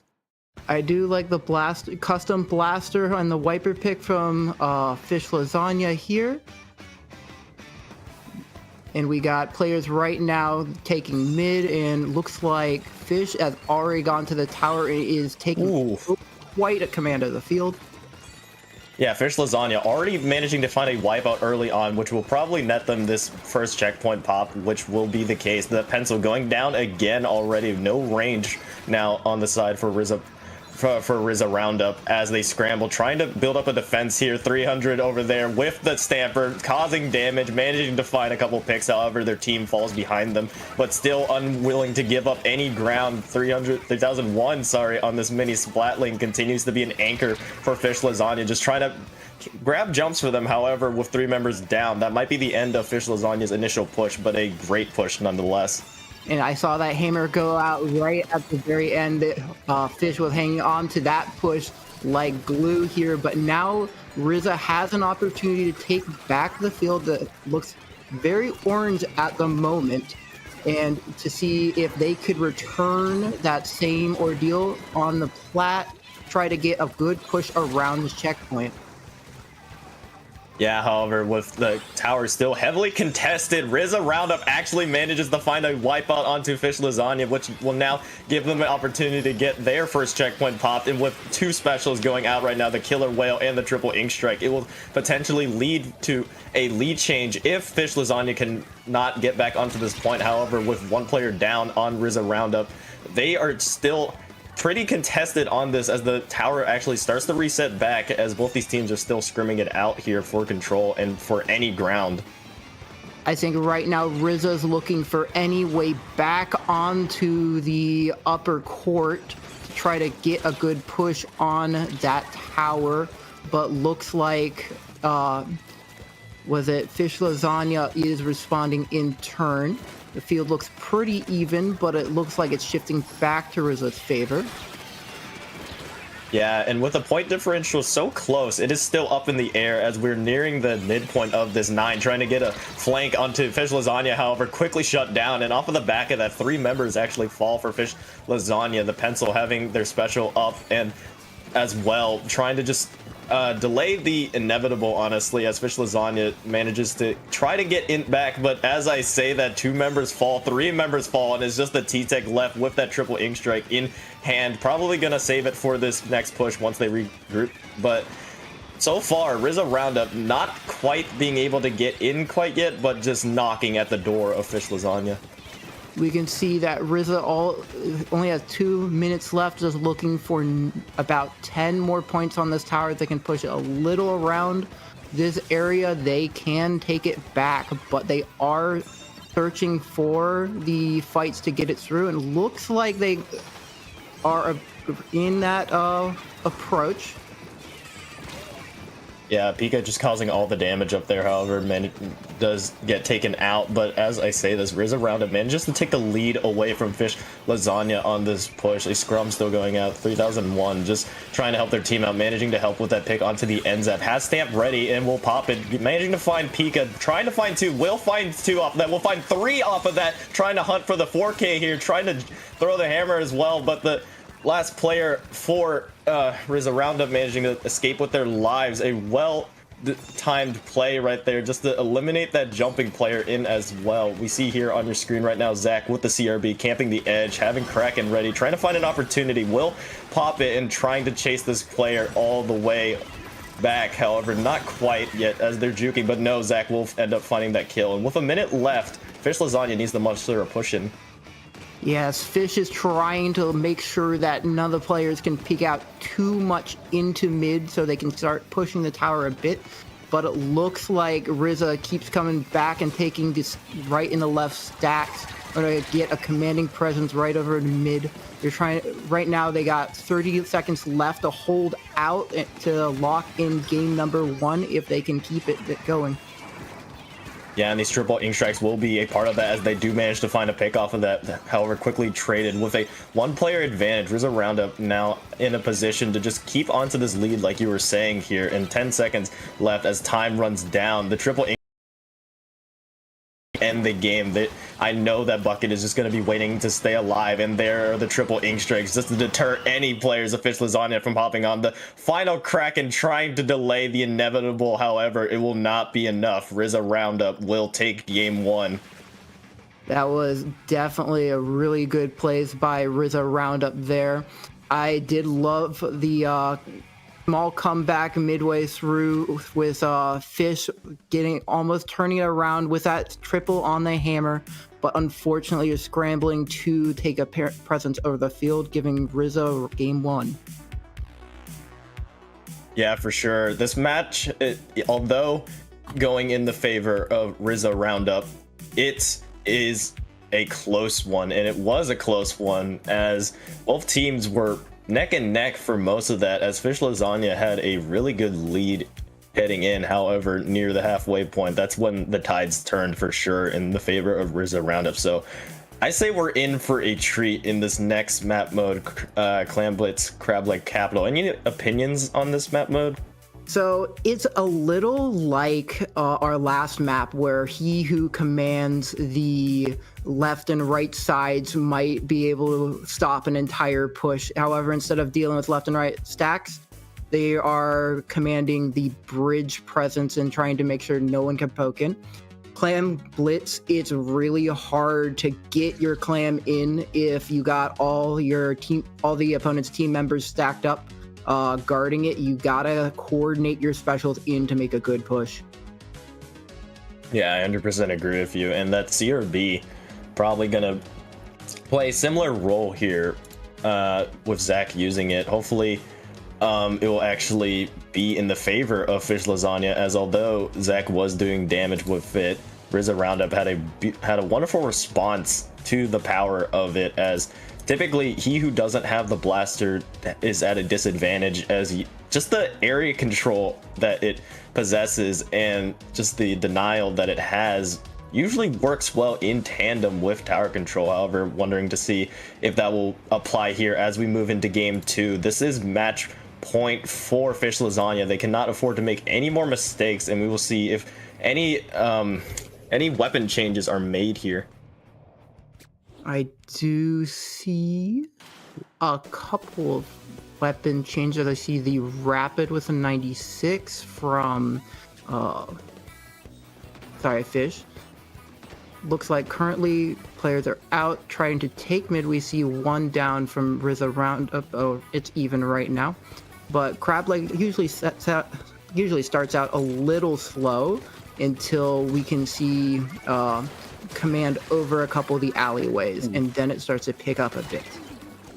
Yeah, and actually on the side of Rissa Roundup, a Slosher Deco, which is something you don't see often at all, especially with the vanilla Slosher just having such a good kit. However, definitely interested to see if this Zipcaster will do any damage. Pika just trying to find a pick here, trying to be a distraction, however not to be found, trying to get a kill into the back line as Fish Lasagna tries to make their first push. They will get the barrier pop, but however, with 3 members down, there will probably not be much follow-up and such. Rissa Roundup manages to clean up the members of Fish Lasagna pretty cleanly there, and now it is their turn to push in with mid control, with the ball in their hand, and with cooler on as well. Rissa Roundup in a great position here to potentially increase to start their push and lead, and they will get the pop. I will say there, both teams had very coordinated pushes right there. You saw the vac push, and on this one you saw the push with the wall. They had great entrances to take to the basket, especially on such a difficult stage to get into the basket. Looks like right now Rissa is currently taking advantage of that, has a couple more clams on the field to keep this going. Looks like they're keeping Fish in bay for a bit, and it looks like this is going to be quite a good push. I'm wondering how Fish is going to respond. Yeah, for sure. The members of Rissa Roundup were just still able to put in so many clams very efficiently, and being able to cycle out between different players doing so was what helped them keep that lead. This stamp not quite finding its mark, however, Whack already deep in the side of Rissa Roundup's side, however, not quite finding any value from that. The push onto that player right there, the Gal, continuing to move up, trying to cause damage here, running away from Zach. Zach will find his target, or find their target. The vac is available for Fish Lasagna, though. Like you mentioned earlier, this could be the initiation of a good push, as this play, as 3001 has one clam away from this ball, and I think that they'll be the one to initiate this push. I am scared, though, of that. Pencil's got special online, and we could see an easy defense with an inkjet popping anytime soon if they attempt for, if Fish or Lasagna attempts for any kind of push here. So they are trying to gather together to make sure that they don't get instantly shut down. Yeah, and with three specials actually online for Fish Lasagna, it is going to be interesting to see when they decide to use it. Zach already using theirs, trying to find one, manages to find one pick on there. However, no push on the side of Fish Lasagna seems to be had, as Whack just tries to be that person to initiate the push. However, it's quickly shut down, as Fish Lasagna have 2 balls in their arsenal waiting for their team jumps to come in. One ball, however, falling as the pick there from that Rissa Roundup member. The bucket going in behind, finding more picks, and it is just absolute stalemate here for Fish Lasagna, just running into a brick wall, not really being able to regroup together to get anything going, as Rissa Roundup firmly in their base, firmly holding strong. I can see right now Fish is looking for openings to try to get to knock Rissa off the piers over there, try to get in entrance in, but they are holding steady. It looks like this vac might be a play that can reverse that, especially with the pencil holding such a commanding defense. They got 51 seconds left to go to try to make a push. As I say, station makes perfect here, except maybe not for this time. Rissa did get that wipe, and that will be pretty huge here, especially with the number of claims they've got already at 10. 1, 2, 3, line them up and knock them down. Spence being able to get 3 there, as they all were in a perfect spot for them to eliminate, and that might have been the backbreaker there to shut down any hope Fish Lasagna has. With 15 seconds left, with Cooler online for Rissa Roundup, what can you do, Fish Lasagna? Zach trying to get in, trying to find an opening for their team, not finding much, falling in the end. And with 5 seconds left, this will be the last overtime push for Fish Lasagna, but this Rapid Blaster needs to stay alive, but it is picked off by the pencil there. The ball needs to be recovered, and a miraculous comeback needs to be made. However, no play is made at the ball, and that break onto the barrier will just about do it for Fish Lasagna. Rissa Roundup winning up this matchup 2-0. I will say, in that game, Rissa did have a very commanding presence, especially on the defensive. It was very hard for Fish looking for any way to get past that pencil or to get any type of push going. They got that vacuum online, but it just didn't connect at the right time. Yeah, for sure. Cleanly done there from Rissa Roundup. A much more commanding win. However, massive props to Fish Lasagna, keeping it close in both games. But unfortunately, in that second game, Rissa Roundup just pulling away, evidently just being able to shut down all of Fish Lasagna's pushes, because for a good 2 or 3 minutes in that match, Fish Lasagna had control of mid. They were just unable to really get a pick or get any breakthrough to initiate anything. Yeah, and that is what I would say the crab leg curse. You could get easily locked out from there. It is always a very difficult time trying to just find an opening. You only get 2 entrances on the field, either on the one small brick on the left or up the death ramp on the right. And well, you could also count the bridge on the very, very right side. It's always a walking duck once they see you. Yeah, for sure. And with that winding down, we will move on to our next round here shortly, but don't you go anywhere. We will be right back for our next match. here soon after this break.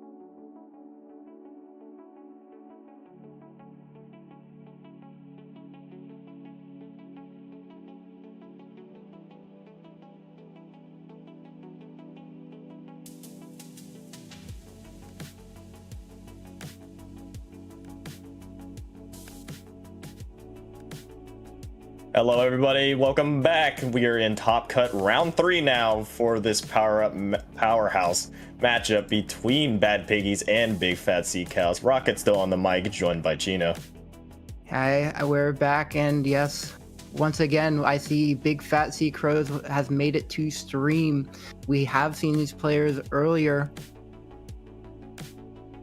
Yeah, and this is definitely a powerhouse matchup because Bad Piggies have proven themselves to be a dominant force, especially in other tournaments as well. I think I remember them winning Prison Break. I forget if it's 1 or 2, but goes to show that they are no easy force to be dealt with, as we have seen them a lot in this tournament, or in previous Swimmer Sinks, I mean, so they're a pretty mainstay. But Big Fat Sea Crows are the same. We've seen them a lot, and it's definitely going to be a very heavyweight bout here. And I want to take a moment to take a look at the first map we will be going on, which is Hagglefish Market Zones, which is, I believe, is just the classic Splatoon 3 competitive map mode to test teams.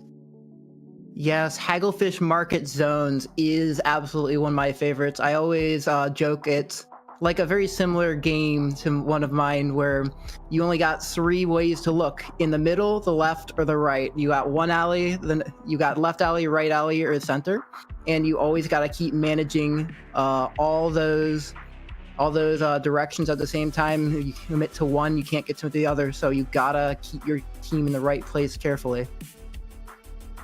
Yeah, for sure. And on the side of Bad Piggies, they have plenty of experience to do so. Their captain Phantom, their ace, I believe, Sabino, just, I've seen that name a lot, and I've seen it in such a good context. They are so deadly, and definitely somebody that Big Fat Sea Crows has to deal with. However, on the flip side, Bad Piggies definitely need to look out for Neptune, as just both of these teams have really good players is basically what I'm saying. So to see them this early in the tournament face off against each other. Remember, we're only in round 3, so we aren't even in best of 5 yet. So one of these Titans are already going to be going home. So definitely going to be interesting to see as we wait for the next map to load. Any thoughts on Hagglefish Market? And well, you said your thoughts earlier, but any thoughts on what these two teams might bring?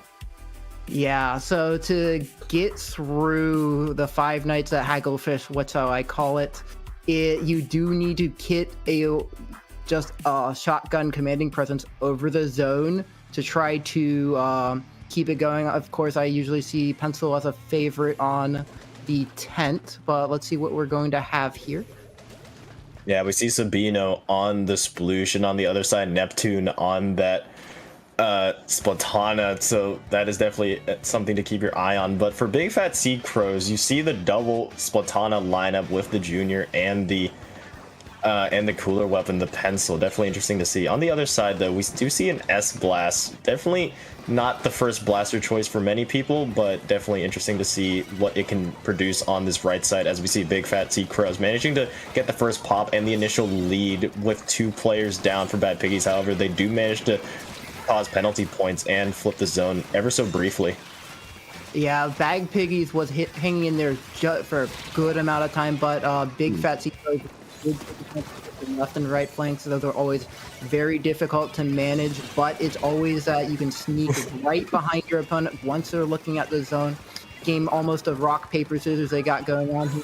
And looks like Big Bad Piggies is also using that and flipped it back, and we are now at a very even game. Yeah, a beautiful snipe there with the hammer from Sabino. That's why they are so deadly. You need to keep an eye on them. A sploosh isn't something you see often, but Sabino is always deadly with those hammers. The triple ink strike coming out on the side of Bad Piggies to continue their lead build up. However, Big Fat Sea Crows have cooler available. They have a special available to try to lead in. One of their Splatanas end up going down. However, the other one just trying to cause damage with the Zip Caster, and nearing the 3-minute 30 mark, Bad Piggies still have a commanding lead and could potentially go for a knockout if Big Fat Sea Crows don't get onto this point. Yeah, I can see that Big Fat Sea Crows is looking for any possible way out of the base. They only have 5 seconds remaining in this match to get an opening onto the zone, and unfortunately that covers it for game 1. Yeah, Bad Piggies showing why they're a force to be messed with. They have plenty of tournament experience to back it up, and it was pretty evident right there. However, I know Big Fat Sea Crows, they're not a team to take this lying down. They will bounce back, and I believe that game 2 will be a little bit more contested than that. However, well done by Bad Piggies all in all, and as you see on your screen right there, game 2 will be Rainmaker on Scorch Gorge. Yes, and absolutely a great job. Rainmaker is going to be quite a classic map that we have on Scorch Gorge here. It's always a challenge for controlling your players around the bend. It's going to be quite a more of a group push instead of less of a control map that we saw in last game. Any other thoughts on this map?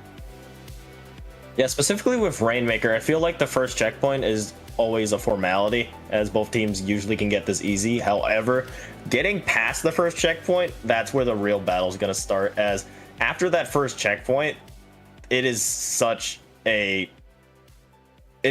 pain to get through, as the defending team usually has a lot of positions they can hide on and set a strong defense against. And whichever team is able to use their specials efficiently, especially if Bad Piggies manages to get one of those hammers online and like leads a path for their Rainmaker, I think it will be a pretty close match. And something we should keep an eye on, like I just mentioned, is the special usage between these teams.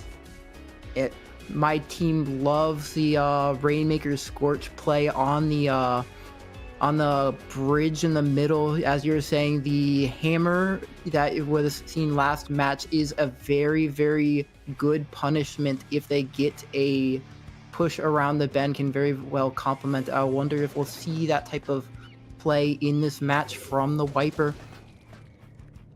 Yeah, and they have Sabino on that sploosh as well, ready for the double hammer. We see double hammer, Booyah Bomb, and Zuka on the side of Bad Piggies. On the other side, we see Zuka, Bubble, Cooler, and Hammer. So definitely pay attention to these specials. Big Fat Sea Crows managing to find first blood onto that S-Blast. Fun to Rhyme causing damage on the right side, managing to find one, managing to find two actually before that player can jump out. And with that initial team fight win, this checkpoint is going to be gone already. As we see, looking at the top right there, you see the double stamp. Get ready for it, and there it goes, the double hammer, just causing all the chaos here, just trying to lead in a path for Phantom to go in. But that's not all for Bad Piggies. They still gotta get through the large push of this alleyway, which can be a little difficult, especially as Phantom's alone here. But unfortunately, he loses it at, but really good progress, 37, only 20, only a little more to go. It's going to be interesting to see how Big Fat Sea Crows can respond to this. It's very hard to get that forward progress after the checkpoint to match that number.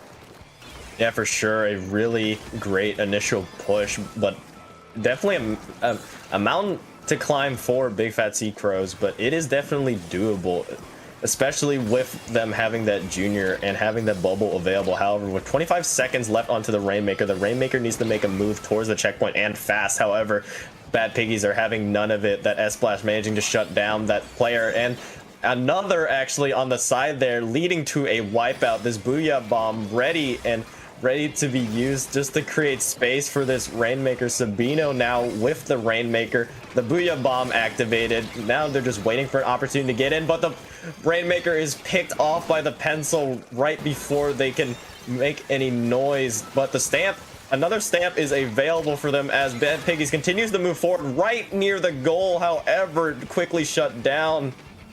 When I first saw this lineup, I wasn't sure what they were cooking with the double hammer, but now I absolutely understand. Those hammers are crucial to getting past to this last checkpoint here. Very offensive play, especially in the alley. It's harder to punish a hammer from the side because Big Fat cannot see the side of the hammer, so they can get a lot easier, get through the alleyway a lot smoother. Yeah, it is about halfway through the match, and Big Fat Sea Crows have not been able to make it past the midpoint of their map, but in no fault of their own, really. Bad Piggies just showing how much of a dominant force they are. The Zuka is available for Big Fat Sea Crows to maybe shut down this push. Maybe a well-timed and well-positioned Zuka will manage to shut it down. The Zuka managing to find one. The Zuka also trying to shut down the Rainmaker in the process as well. Neptune, who I mentioned earlier, is a key player. However, they are quickly shut down by one of the stamps. It always seems like when we cut over to Bad Piggies, it's always a stamp available. We're actually seeing here a stamp battle, in return a return KO from the Big Fat Sea Crows with a stamp of their own. I think that stamp has become the play of the match for this map in particular. It's been quite interesting to see it. I think I've been seeing maybe one every 10 seconds here. Yeah, it is 3 stamps in this match, 2 for the Bad Piggies, 1 for Big Fat Sea Crows. Phantom, again, picking up the Rainmaker, probably to remake their mistake there. I'm not sure that earlier fall off was intentional, but managing to find a pick onto Neptune. They honestly, Bad Piggies can honestly just sit on their victories right now, as they don't really need to make a push, as they commandingly are just able to basically play keep away from this Rainmaker, continue to move in. However, they are just going straight for the kill here. Phantom just right up against the goal, managing to take it down to 6. Sabino with another stamp there, managing to find one. And with that Zuka, with that Booyah Bomb, I'm sorry, actually going out as well. Specials going out left, right, and center. However, Big Fat Sea Crows finally find some luck, managing to kick out all members. However, with 30 seconds left, it is a hill to climb and a big lead to climb. Sylph absolutely had a great play there, saving the Rainmaker from that last 4 points of pushing to the checkpoint here. But the question is, how, now that they've saved the Rainmaker, how are they going to bring it back up that ramp? Is not only getting through the second checkpoint difficult, but also the initial push up the first ramp also quite a challenge as well. Yeah, and just like that, unable to really get much going for them, Big Fat Sea Crows will fall 2-0 to Bad Piggies, who dominantly show why they are going to be a favorite in this tournament. And we will definitely be seeing them again, Chino, for sure. Absolutely. With plays like that, I would definitely want to see them make it all the way to the finals here. It'd be awesome to see.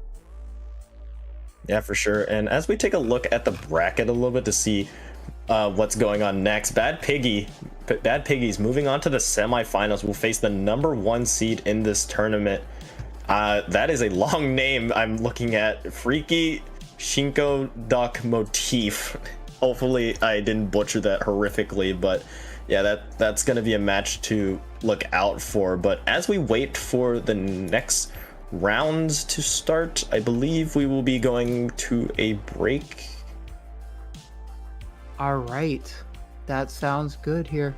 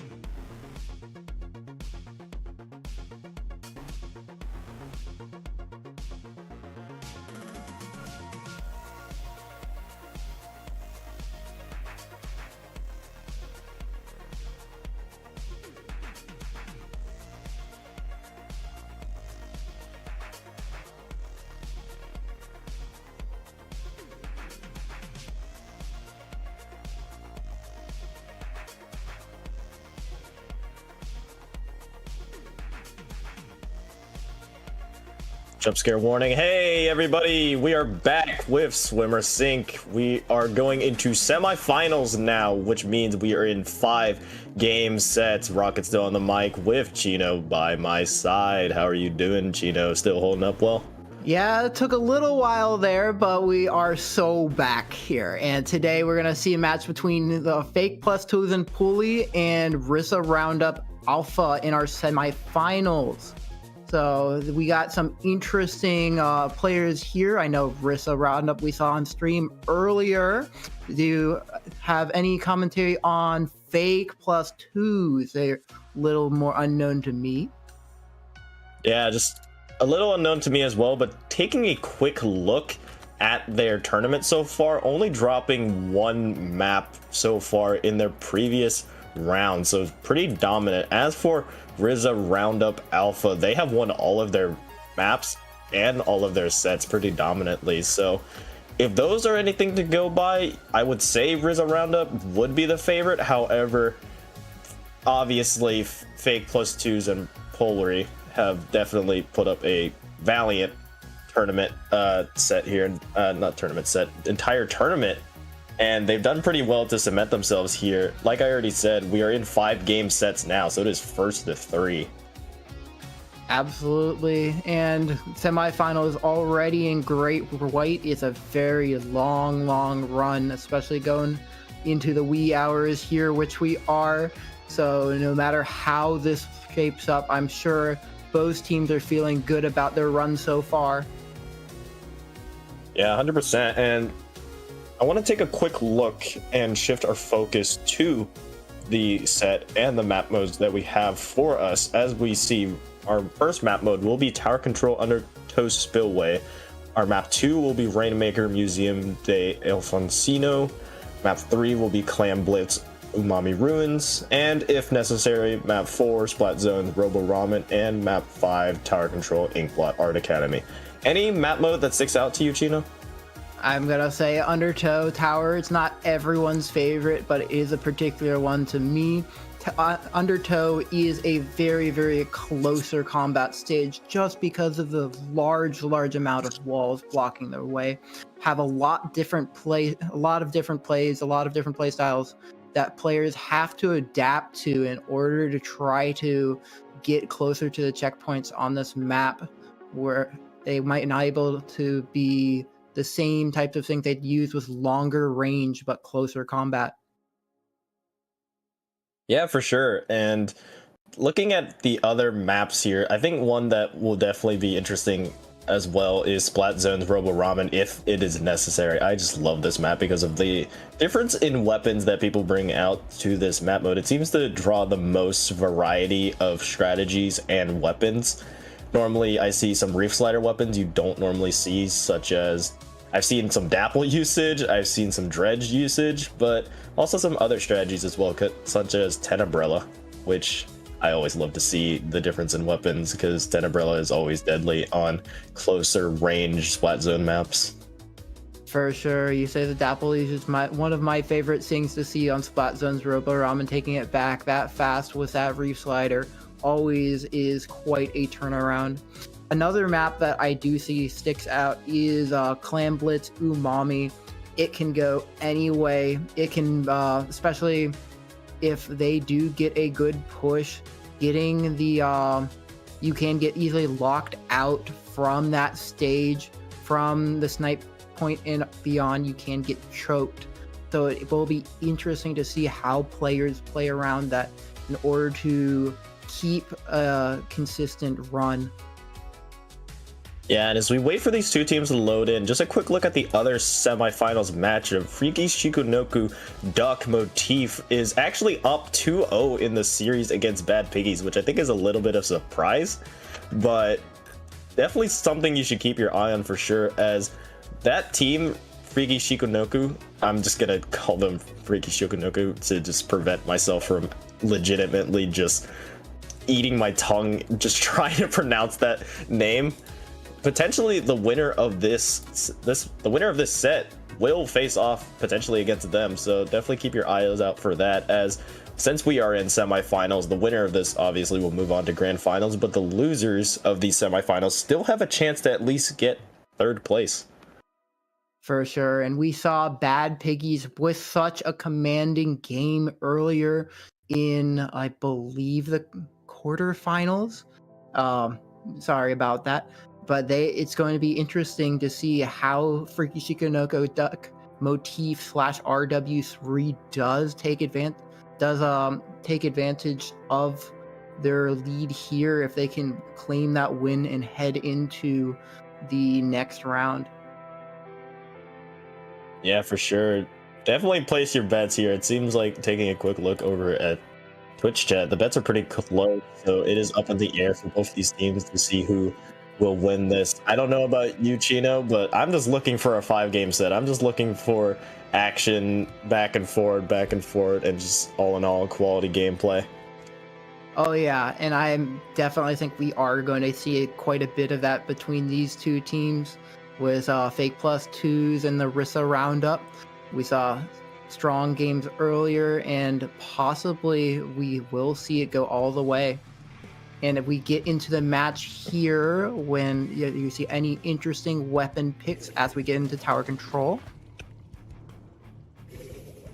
Yeah, we see both of these teams bringing out some interesting weapons on the side of Rissa Roundup with the Neo Splash, Squeezer, regular vanilla range blaster, actually not custom, which I think is a little bit interesting. But I think on a map like Undertow Spillway, I think running that vanilla kit instead of the custom kit, which generally I believe to be the better one for tower control, I think that actually pay off on a map like this, just because of the close angles you can get, so that special will be of use here. However, as we see, Rissa Roundup managing to find 2 picks, that bucket causing so much damage there. However, no team really being able to gain too much ground after that initial scrum. However, Fake Plus 2s managing to at least get most of the map control.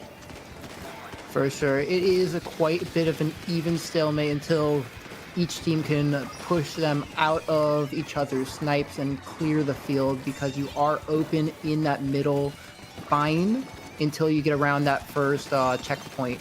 So if we can see the teams get through that checkpoint, we'll start to see a lot different type of play styles developing here. And we see Trizuka come out pushing teams back. Yeah, the first checkpoint gained for Fake Plus 2s, however, they still continue to move on, actually edging closer and closer towards that second checkpoint. The triple ink strikes going out as well to delay it. The Neo Splash will go down. However, this pencil sitting pretty up there on the checkpoint, able to get that checkpoint, and Fake Plus 2 still on a steamroll. Rissa Roundup needs to get a defense mustered here. A good initial pick onto that pencil will do just that. Another pick onto the gal, but it is still an even 2-2 fight, but that will probably cause Fake Plus 2's push to run out of steam a little bit as we are reset here to mid with 3 minutes left. It was quite a good push. It will be hard for Rissa Roundup to try to match it, but we still are at the 3-minute line, which gives more than enough time. It looks like right now they are trying to reclaim the field past the spine, but Fake Plus 2 does not want to let that tower go, which will be very important on Undertow to keep it as far as possible, as it's such a linear map. Yeah, but I believe for both sides, the use of the triple ink strike special will be the key and probably the determining factor of who wins this match. The Neo Splash on the side of Fake 2 and the Slosher on the side of Rissa Roundup. Keep an eye out for those weapons. However, as Fake Plus 2's near Rissa Roundup's side of the map, the checkpoint will go down, and Rissa Roundup needs to get onto this tower. They need to prevent this push. Poultry up there just staying on the tower, staying alive as long as possible. However, not quite enough, as with only 3 left on the score, Fake Plus 2 comfortably in the driver's seat. Yeah, and we did see quite a couple of crumbs right there trying to get that lead pushed as far as possible for Rissa to try just make Rissa work a little harder to get and match that lead down to 2. They do have quite a challenge to overcome, first trying to break through Fake Plus 2's defense here, which has been set up quite well. Yeah, and it all starts with this first checkpoint, as it always does. Just cutting that lead down little by little. It will be a large score to climb, but definitely not impossible. As I've seen several times, no lead is safe in Splatoon except a knockout here. This range blaster unable to find its mark. Spence on the benefiting side of that trade here. It sets up a good position just to try to help the team out. Grabs Cooler and tries to just use that gal sub the wall just to create all of this space for them. The Cooler going out on the side of Fake Plus 2s to counter this push. No one on the tower for the side of Rissa Roundup to take advantage of this position, as that pencil and that squeezer up there just raining down hell onto the members of Rissa Roundup, and it will be such as a wipeout is caused from fake plus twos, and now Rissa Roundup has only 35 seconds left to get back in this game. Moments like that where everyone is on offense but no one's on the tower are really costly, especially when we're talking about the checkpoint, because that can be the difference between this push being the one or the next push being the one. And it's going to be a lot harder in the next 15 seconds to try to reclaim that. For sure, Gino. 10 seconds left here. Rissa Roundup needs to get something going. Pika with the triple ink strike available and Cooler online with them. They could potentially be the key to getting this last second push started as a member of Rissa Roundup actually plus twos. That was a sneaky steal from the blaster right there. Great shutdown. Very good play from the fake plus twos. Let's see how Rissa Roundup though responds with Rainmaker Museum Delfonso. Now this map is going to be a very different play style than what we just saw here, which has a lot more open field and a lot more space to work with. As we saw in the last match, both players were working with pencil weapons, but this match they might be switching off to a different type of weapon or the same weapon, depending on what their comp is, but it will likely not be quite the same playstyle as what we just saw. Yeah, I agree with you that the playstyle will most likely be drastically different, but I still think that the pencils for both sides will still be proving pretty effective, at least in preventing the other team from pushing up past that mid spiral there. And something about Rainmaker Museum, it is similar in my opinion to Scourge Gorge, being that first checkpoint is always easy to get. It is basically a given for both teams. However, the real battle starts getting to that goal point as we know, on getting past that spinner on Museum and just trying to push past the enemy on that is always it is a momentous effort to do that, as you will probably need a good use of specials, which I think both of these teams will run the triple ink strike as well again on this map, and I believe they should, because that special will definitely be key to opening up the map a little bit and giving them space to work with to push in. And you call it a spinner there. I actually would call it a roulette, as it's a little hard to figure out which direction around players should take. But now we see here the match is starting. We got quite an interesting lineup by both teams. And as you said, they did keep the pencil.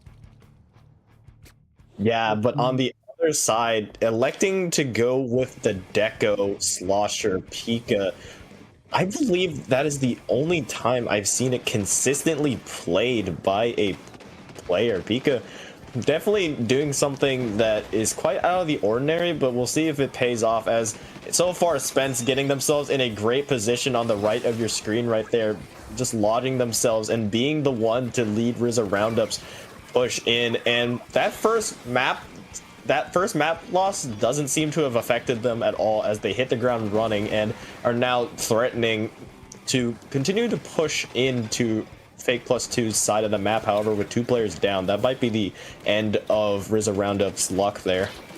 The Rissa Roundup does have all the time in the world to keep that lead, because they are in advantage. All they have to do is make sure that they don't get that in return, though it is a very easy checkpoint to take, as it can be done within a matter of seconds if you get the right timing on the spinner.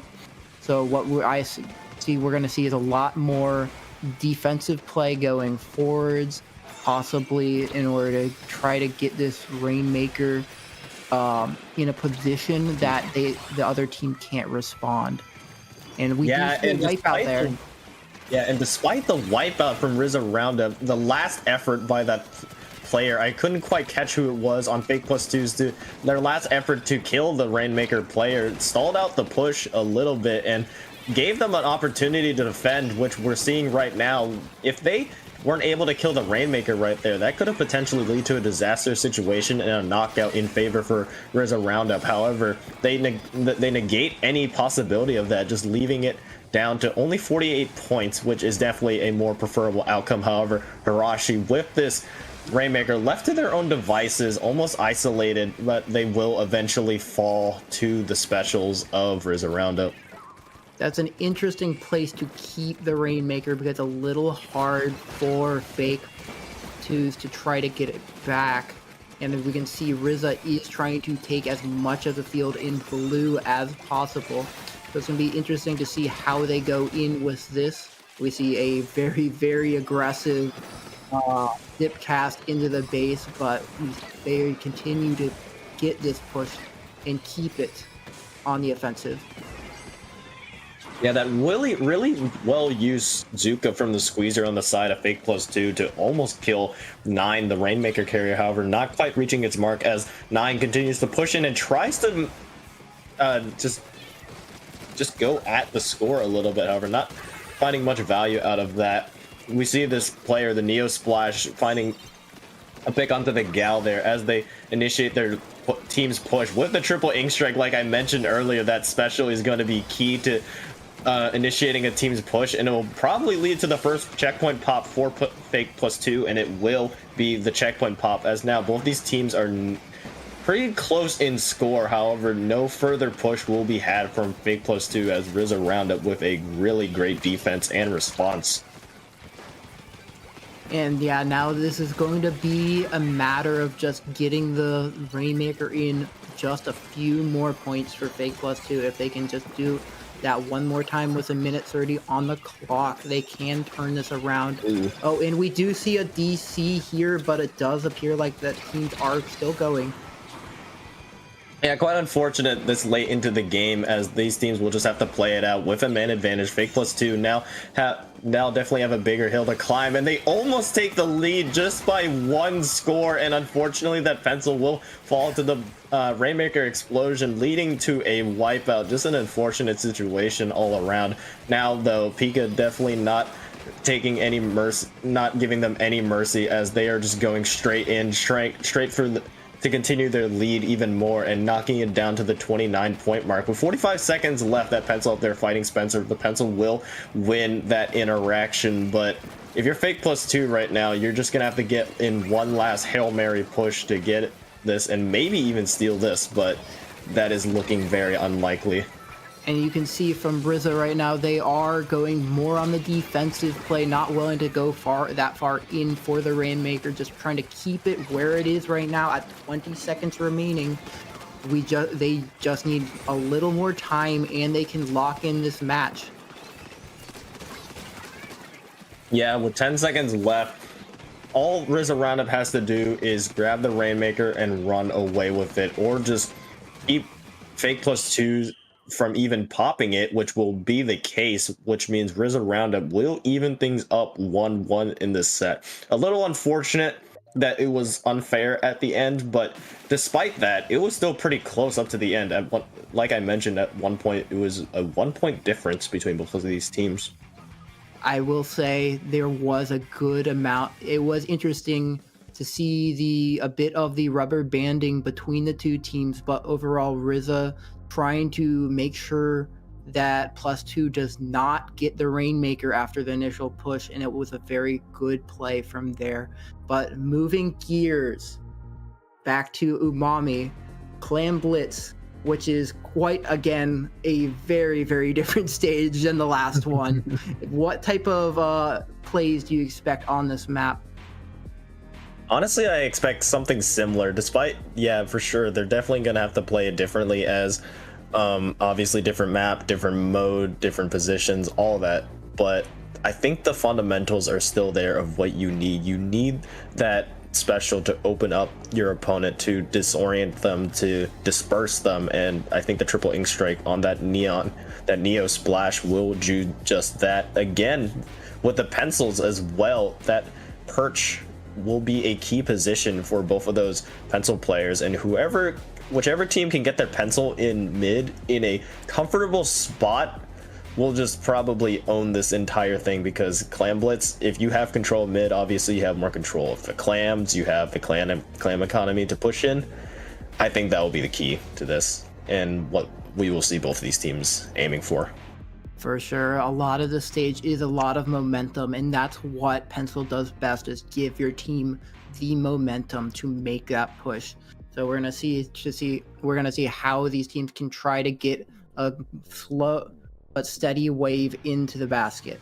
Now we are going to start this match here, and players are lined up. We'll see their loadouts for today. Anything interesting? Yeah, seemingly the same on the side of Rissa Roundup, but on the side of Fake +2, we see the Splatana being pulled out, and then we see the custom range blaster this time being pulled out. Definitely interesting weapon changes, and we will see how that Splatana will come into play here. Silver, I believe, is that player going to be using that. The Splat, though, for Fake +2 will be the first casualty, that Splatana being the next, and with a 2-man advantage, Rissa Roundup pushing very fast, quickly into Fake +2 side of the map. The splat going down, the splatter shot going down again. However, Harashi on this pencil getting 2 quick picks off of that to balance out the tide, and the ball being formed for Rissa Roundup, however, now deep in enemy territory. Yeah, as I said, a lot of the stage is with momentum, and losing a couple teammates on your push might be the difference between getting that push and having to fall back, which we did just see there. So we will see it currently still even as the teams are fighting for the field. We have been seeing a couple back forth, yellow-purple. The yellow-purple looks pretty even, but as Rissa gains control of the plat, it is going to be a little more advantageous. Yeah, and while you were saying that, 3 members of Fake +2s go down, and Power pushing in with the pencil in hand, and with Rain on their side as well, will get the first pop, which will allow Rissa Roundup to continuously put in clams, knocking it down to the 62 point. That play was really good for a bunch of reasons. Pika with the triple ink strike there as I'm talking to try to delay a little bit, but the use of all of that red pencil's kit right there, just putting down the wall as a little bit of protection, and being able to throw down that rain right before you get that pop. That rain was huge to stopping any Fake +2 defense, as it just stalled them out and gave Rissa Roundup enough time to develop a push and just grab more clams to score more. Yeah, they did an excellent play on defense there. That pencil was basically the final boss of the basket. Getting past that is very hard to respond to, and very good positioning. So now they're going to capitalize on that, and they do get a clam in the basket, and we're going to see if they can carry it through with the lead, which is very important here. We got half the game still left on the clock. We're going to see how this changes the state. Yeah, and like you mentioned, half of the game still left though, so Fake +2 still has quite a game to play, so they can't claim victory yet. However, they're in a good spot, as we see there the bucket losing that fight against the Splatana. A ball already on the side of Rissa Roundup formed for this counter push, and quickly falling right thereafter to Silver there, just not letting any of the Rissa Roundup players breathe, as Pike throws out the triple ink strike, just trying to cause discourse, trying to cause damage here, as Rissa Roundup needs to develop a foothold here if they want to have any chance of staying alive. We can see both teams fighting for that plat to try to be the ones in control of it, because he who's controlling that plat is then going to be the person getting that basket. It looks, though, still is pretty even at 1 minute 25. We could see a push coming from Rissa, but the players are a bit scattered over the field. Yeah, for sure. The cooler going down for the side of Fake +2 to potentially lead into another push. They actually have 7 clams now, as I was mentioning this, and they could potentially form a ball here. Splatana has their special ready to cause damage. Silver, we have seen, has done so much to develop their team. However, the Zipcaster will not go out quite yet, as Spence quickly shuts that down and takes control of mid. Popping Whale here, the double wall lineup there as a massive protection against the Zuka. The Zuka not being able to find much value off of this. 40 seconds left, 2 specials online for Fake +2s. However, 2 players going down there real quick here. 35 seconds left. Power, we saw on that first push, was a key player to that, and with Rain available, they could potentially be the one to open up Fake +2. Yeah, both teams right now just looking for the smallest possible opening One, especially with a lack of players on the field, just one special might be able to flip it in their favor. So team scrambling in the next 10 seconds, try to get something going. Yeah, and it will be an overtime push. That will be Rizza's final hope of anything. They have their pity clam in the back, their power having 6 clams to follow up on any pop. As if I'm not mistaken, they need to get the ball pop and at least like 2 or 3 clams in to get that. However, Silva, we see right there, is chasing down that ball, trying to shut it down. Is anybody able to stop it? Harashi able to stop the ball in its place, and too little too late. We see Power there on the pencil, just desperately trying to pick up that fallen ball, but not quite enough. Fake +2 taking game 2 right back. Or game 3, sorry. And for sure, once +2 had that lead, they're not letting go of that and made sure they could not get shut back off. They had a very good command of number of players remaining to keep that defense going. But also props to Rizzo, especially with that final push there. It was down to the wire on overtime. Yeah, game 2 1-4. Fake +2 for their board, but game 3 overall in this set, these teams have gone back and forward like I was hoping for at the beginning of this. So we are definitely in for a treat, Chino. As we take a look at Splat Zone's Robo Ramen, I was mentioning this earlier, maybe we'll see some different, we will see these different weapon comps coming out, and I'm kind of hopeful for it. I love to embrace the chaos. Yeah, personally, for me, I'm not quite sure how Splat Zone's Robo Ramen is going to change things up. I think it's the first map that will be a little more similar to the last one, where it's a lot more of a flat land in the middle in a matter of getting through it. Though there are different approaches that can be taken on the stage, especially with the alternate routes that we have and the walls, especially on Robo Ramen, can make some sneaky plays. Yeah, Rissa Roundup Alpha. I keep saying double Z instead of double S. Rissa Roundup Alpha. Definitely on the back foot now, as their tournament hopes lie on not making another mistake, but we've seen how well they've been able to bounce back. So I have no doubts that they'll be putting up a fight in Robo Ramen. We will definitely be seeing those pencils again, the triple ink strikes for sure.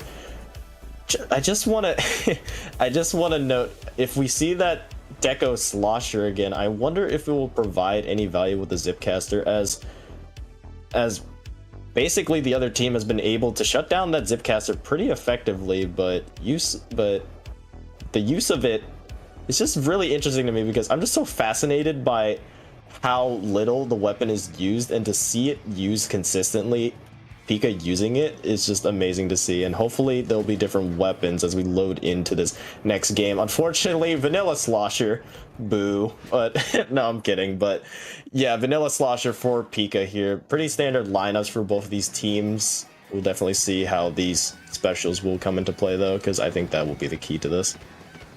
For sure, we do have quite a even matchup once again at the beginning. It looks like Rizza's trying to take a bit of the field here, but it's not too much of an advantage in either way.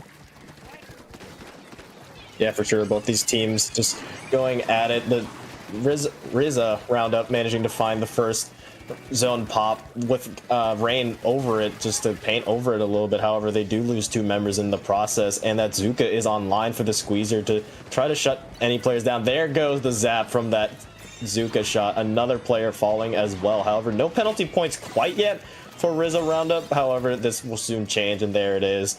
Fake +2 is managing to flip the zone pretty quickly, and with Cooler online, now they're sitting pretty. We can see here that Fake +2 is looking to take as much as advantage into the base while they got that zone, make up the lost points, and it looks like it's going to get close to a zone flip here. Or sorry, lead flip here, and we do see that right at the number.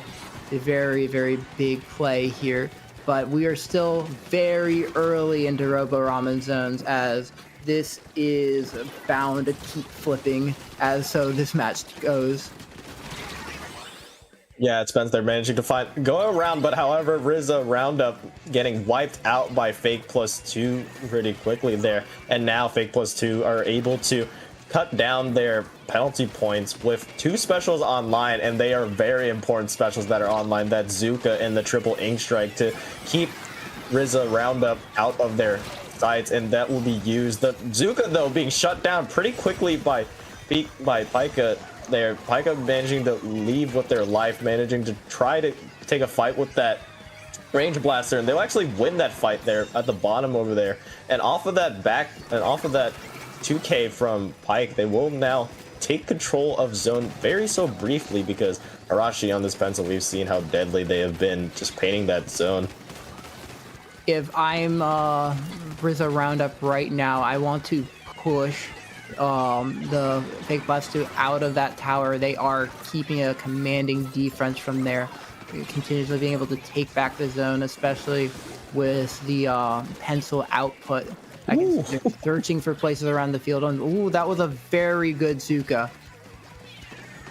I always love like a little just high arching Zuka shot. Very well done there from Kiwi. Just a mortar coming from the sky. And as we near the end of Fake +2's penalty points, the pressure is definitely on for Rissa Roundup here. Spence on the right here, just trying to draw away and trying to find a flank and a position to take. However, none will be for the taken as Fake +2 combined. They are 3 players just aiming down that player, but off of the back of Spencer's sacrifice, the entirety of Fake +2 falls, and now it is Rizza's Roundup's turn to turn the tide here with penalty points going down. No lead is safe, and out of the penalty points, this could prove dangerous.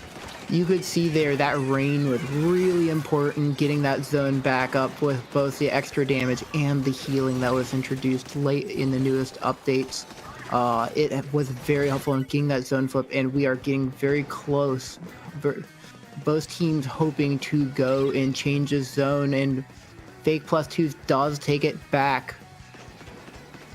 Yeah, we see Pika trying to go around. Nope, getting shut down actually on the right side. They're trying to find a flank onto that side of the map, and we see right now spectating Spence just being that front force for Rissa Roundup, probably the key to their team there and the key to keeping control. However, they immediately fall. 2 players fall to this.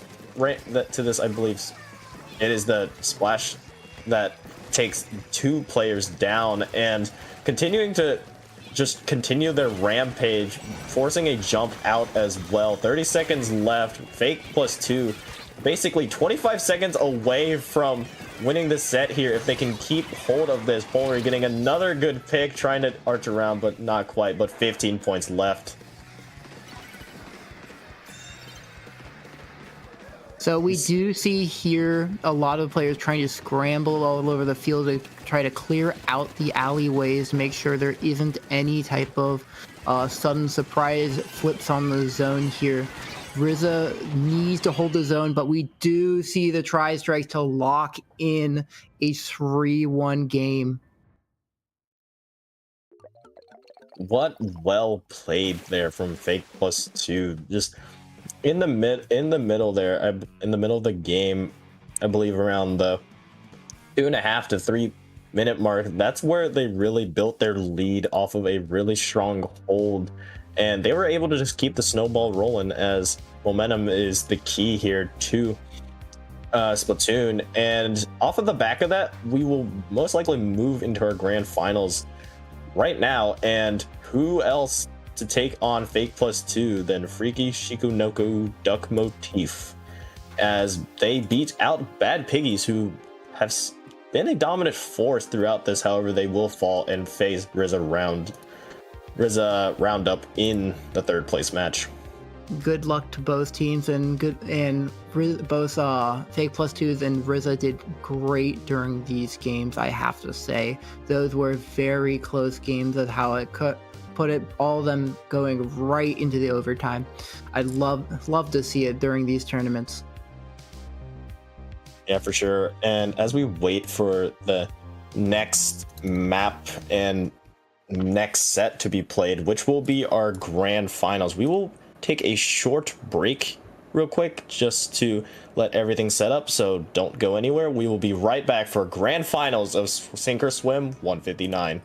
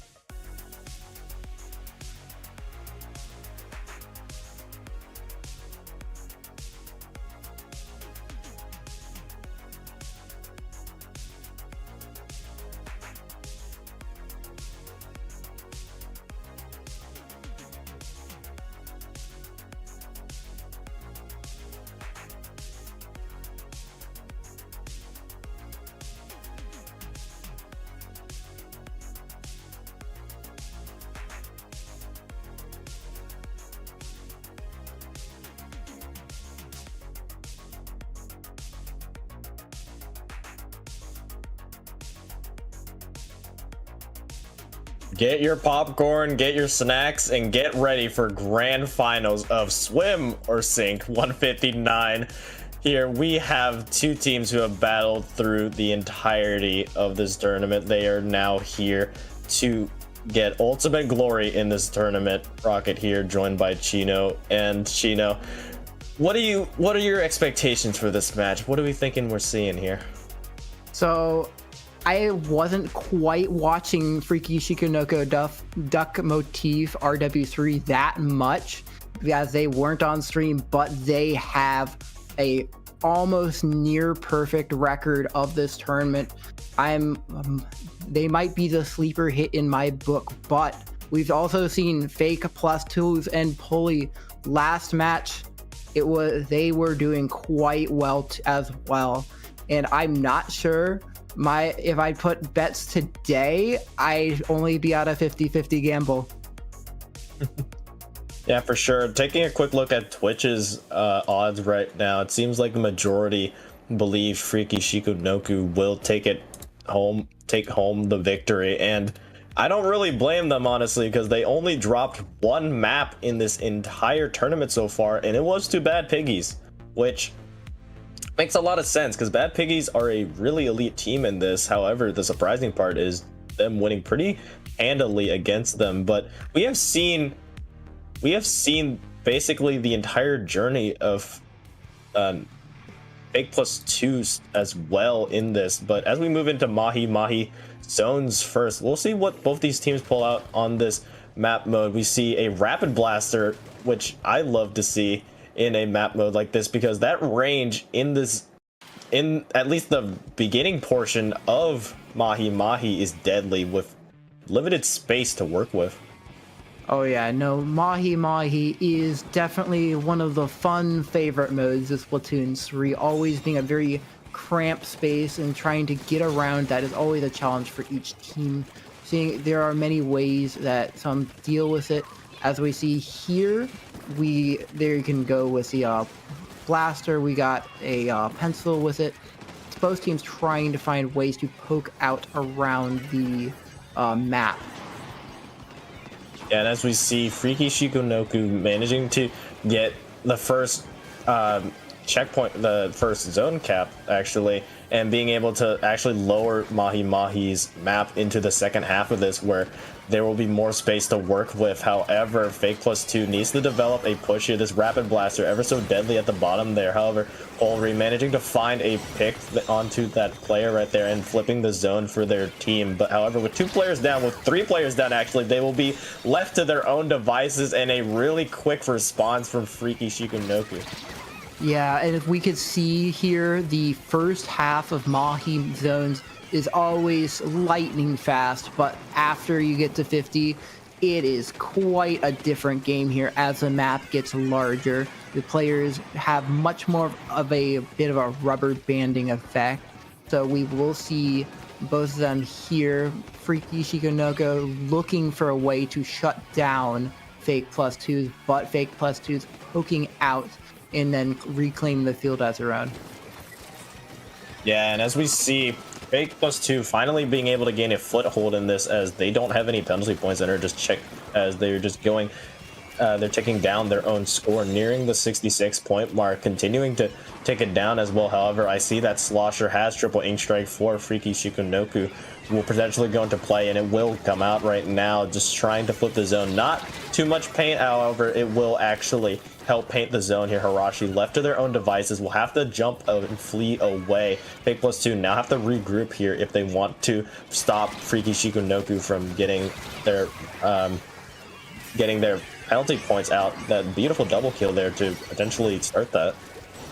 But we do see here a very well-placed tri-strike here, which does recap the zone for Fake plus 2. And as it was looking like they were being put into a corner here, they instantly turned that around. So it is still quite a battle. I don't think the points have moved for the last minute, as we've only been seeing teams in their penalty points back and forth, recapping the zone. Yeah, near the end of their penalty points here, this could be the chance for Freaky Shikonoko to really pull away from Fake plus 2, and it'll be as such, as now they have 25 seconds left to get onto the zone.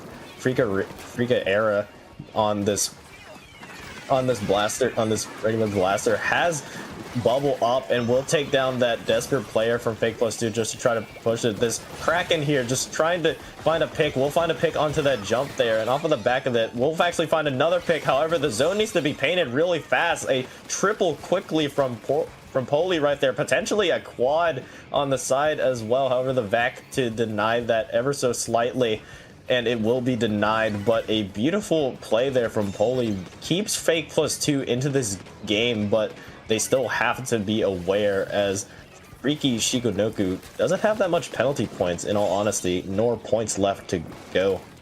Yeah, and as we do have a minute left, it's no longer just a game of flipping it, but you do have to overcome that, both the 48 both the penalty points and trying to overcome all the way to 5 remaining if you are Fake plus 2 right now, which is a little difficult but not impossible.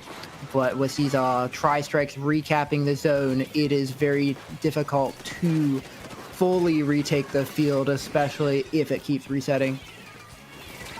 Yeah, 35 seconds left. Freaky Shikonoko managing to find 3 players of Fake plus 2, in that the the splash has triple ink strike, however unable to use it. The blaster also dying to a bomb right there, quite unfortunate. And with 20 seconds left, it is looking dire for Fake +2, as it is probably going to be a knockout unless any paint can be put on the zone, and no paint, not enough paint will be put on the zone, as Freaky Shikonoko will take game 1 in this grand finals. That was quite the Mahi Zones experience, of course. I love to see it. There was one thing that was pointed out earlier, that Freaky Shikonoko is using random weapons, which, if that is correct, that is quite a feat for that map, which is a very interesting playstyle. That what is a map that requires quite a different type of playstyle. I think the most impressive part about that is if they're using it this entire tournament, only dropping one map really shows the adaptability of these players and how they're well aware of what their role is depending on whatever weapon they get. But that is just amazing if that is true. But shifting away from that, Crab Leg Capital Clam Blitz, we saw this before. Any thoughts on this, Chino? Of course, it's going to be a very, unlike the last map where you could very easily change it that you now have the command of the game, it's instead a lot of defense. So it's going to be hard to take away the command of the game, especially because the push points are very difficult and very obvious. The bridge being very easy to get shot down from, you can't swim in it. The ramp just being the low ground right before the defending base, and the right block requiring a lot of jumps and a lot of walls to hit up, taking a lot of time to commit to. That it's going to be a lot more of a slow and steady game instead of a very fast-paced game like we just saw last time. I couldn't have said it better myself, Chino. I agree with you 100%, and definitely going to be something to keep an eye on. If Freaky Shikonoko are running random weapons, I wonder if there's any restrictions on what weapons they can run. It doesn't seem like it, because despite them supposedly running random weapons, they still came up with a pretty decent comp. And wondering if I'm just curious what they will run in this, because it seems like whatever they run, they just keep winning no matter what. But taking a look at game 3, Rainmaker, Humpback Pump Track. Humpback Pump Track we haven't seen in, at least for our block, Chino, for the game. We were about to get back earlier, but we got shut out from a 2-0, so it didn't happen. It was our game 3. Would have been great to see, though. It is a very I'd love to say choke heavy stage, where the one bend, the Rainmaker Humpback bend, the Normandy bend around to try to get it as a straight shot towards the goal. You gotta take a lot of resources into it, and if you can get it, it's great. But it's quite a feat to see when it happens. Yeah, for sure. I'm just excited to see what Freaky Shikonoko brings out and brings to the table here. If the set goes to game 4, Shipshape Cargo, we haven't seen as well Tower Control being the mode there. Any thoughts on this, Chino? Shipshape is we did see, I believe, the Shipshape zones just a little earlier, but we did not see Shipshape Tower Control yet. Shipshape Tower Control is a bit of a defense heavy. But as we get into game number 2 here, Clam Blitz on Crab Leg, we'll see the comps here. Is there anything interesting? I see Bamboozler. Oh my goodness. Okay, it seems like all bets are off. This lineup, we love to see it in a grand finals. We got Empire, we got Ballpoint, we got 96 Gown, we got Bamboozler. Oh my gosh, embrace the chaos. And from the returning team, we do see the other squeezer come out, the one with the splatter color screen, which can make some interesting moves if we see it. Yeah, and off of that pick, the squeezer just trying to cause some more damage, not finding its mark. The Ballpoint managing to find a pick onto Pouley, who was their blaster player now, I believe, is playing Splatana. But this ballpoint managing to find itself in a good position to keep two members of Fake Plus 2 at bay. The screen going out for the side of Fake Plus 2 just to give them some space. However, that gal on the bottom of your screen right there just causing all the chaos for Freaky Shikonoko to develop more space. This so wonderful Bamboozler manages to find a pick and is the ball carrier. However, will quickly be taken down, and despite the unusual lineup for Freaky Shikonoko, they still managed to hold their own. I'm enjoying the one-on-one battles between Freaky Shikonoko's Bamboozler and Fake Plus 2's Snipe Rider. Seems to be quite an interesting game of range going on there, as the field is very even right now. Yeah, 100%. However, the clam economy in the favor of Fake Plus 2, with Cooler going down as well to help initiate their push. However, we see this vac going out on the defensive for Freaky Shikonoko to deny any of that. Freaky will get hit by that screen, has to back off there. However, the Bamboozler will get picked off up top there as well. The Squeezer trying to take advantage of that. Another pick goes the opposite direction. It is the shot on Fake Plus 2 who will fall, and it is still pretty even here with 3 minutes left. Still even map control. However, clam economy is a different story. 14 clams now available for Fake Plus 2 and 2 specials. I wonder if a push is brewing. Oh yeah, definitely. With that is a recipe for success on Crab Leg, as it takes a lot of resources to get through, and they have taken down 2 of Freaky Shikonoko. They do have the advantage. It looks like we are going to be seeing a play here on the right side. Yeah, and it will be the pop for Fake Plus 2, drawing first blood, managing to find 1 clam in there as well. However, with the members of Freaky Shikonoko responding really quickly, that will be denied.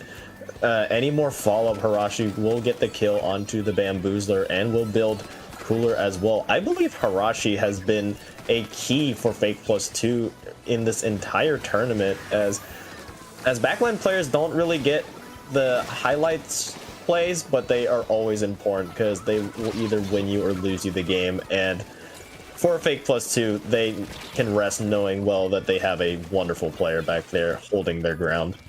Absolutely, Harshy has been doing a great job on the pencil right there, and it's been absolutely vital for Fake Plus 2's defense today. And as you can see here, if they keep up that defense, they can just take it and coast it along for game number 2, as they have a minute left. All they have to do is hold it in the lead, though it does not quite seem like Freaky Shikonoko wants that to happen. They are pushing up into the closer and closer into the front lines, and might be gearing up for a push, especially with the clams.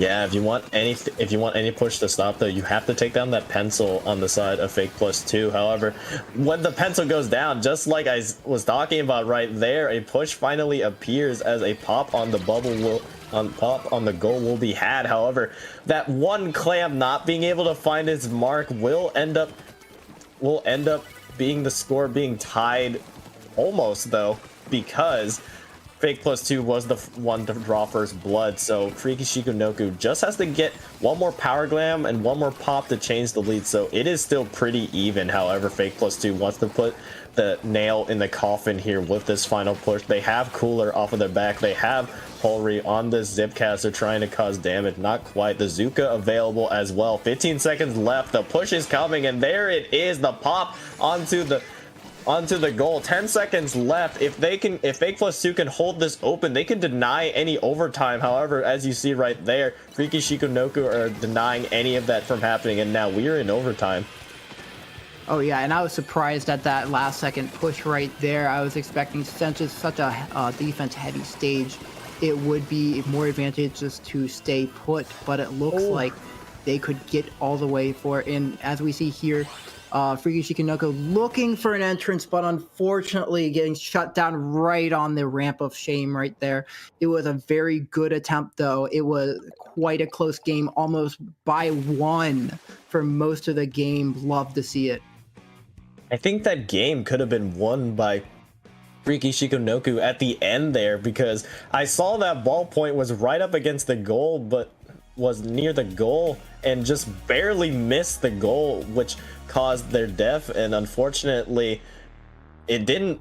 Unfortunately, because of that, there was no extension of overtime, and the follow-up ball that was coming in from a jump just didn't have any room to operate. So if something if things happened a little bit differently, we could be looking at a 2-0 for Freaky Shikonoku. However, just that slight misstep caused the set to end up tied, and what a set it has been, back and forward. Now we are moving on to game 3, Rainmaker Humpback Pump Track.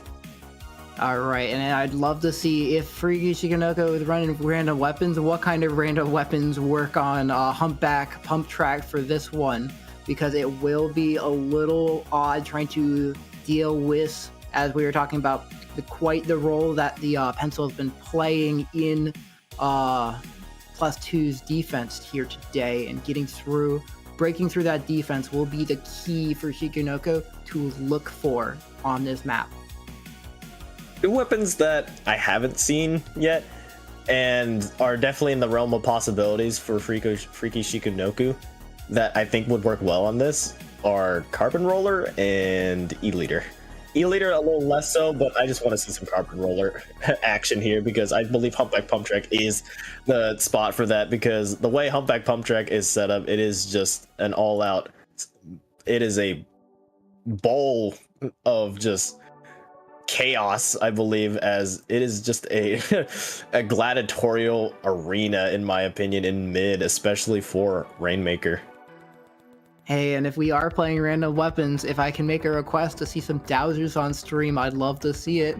It would be epic, chat. Okay, anyways, back to this.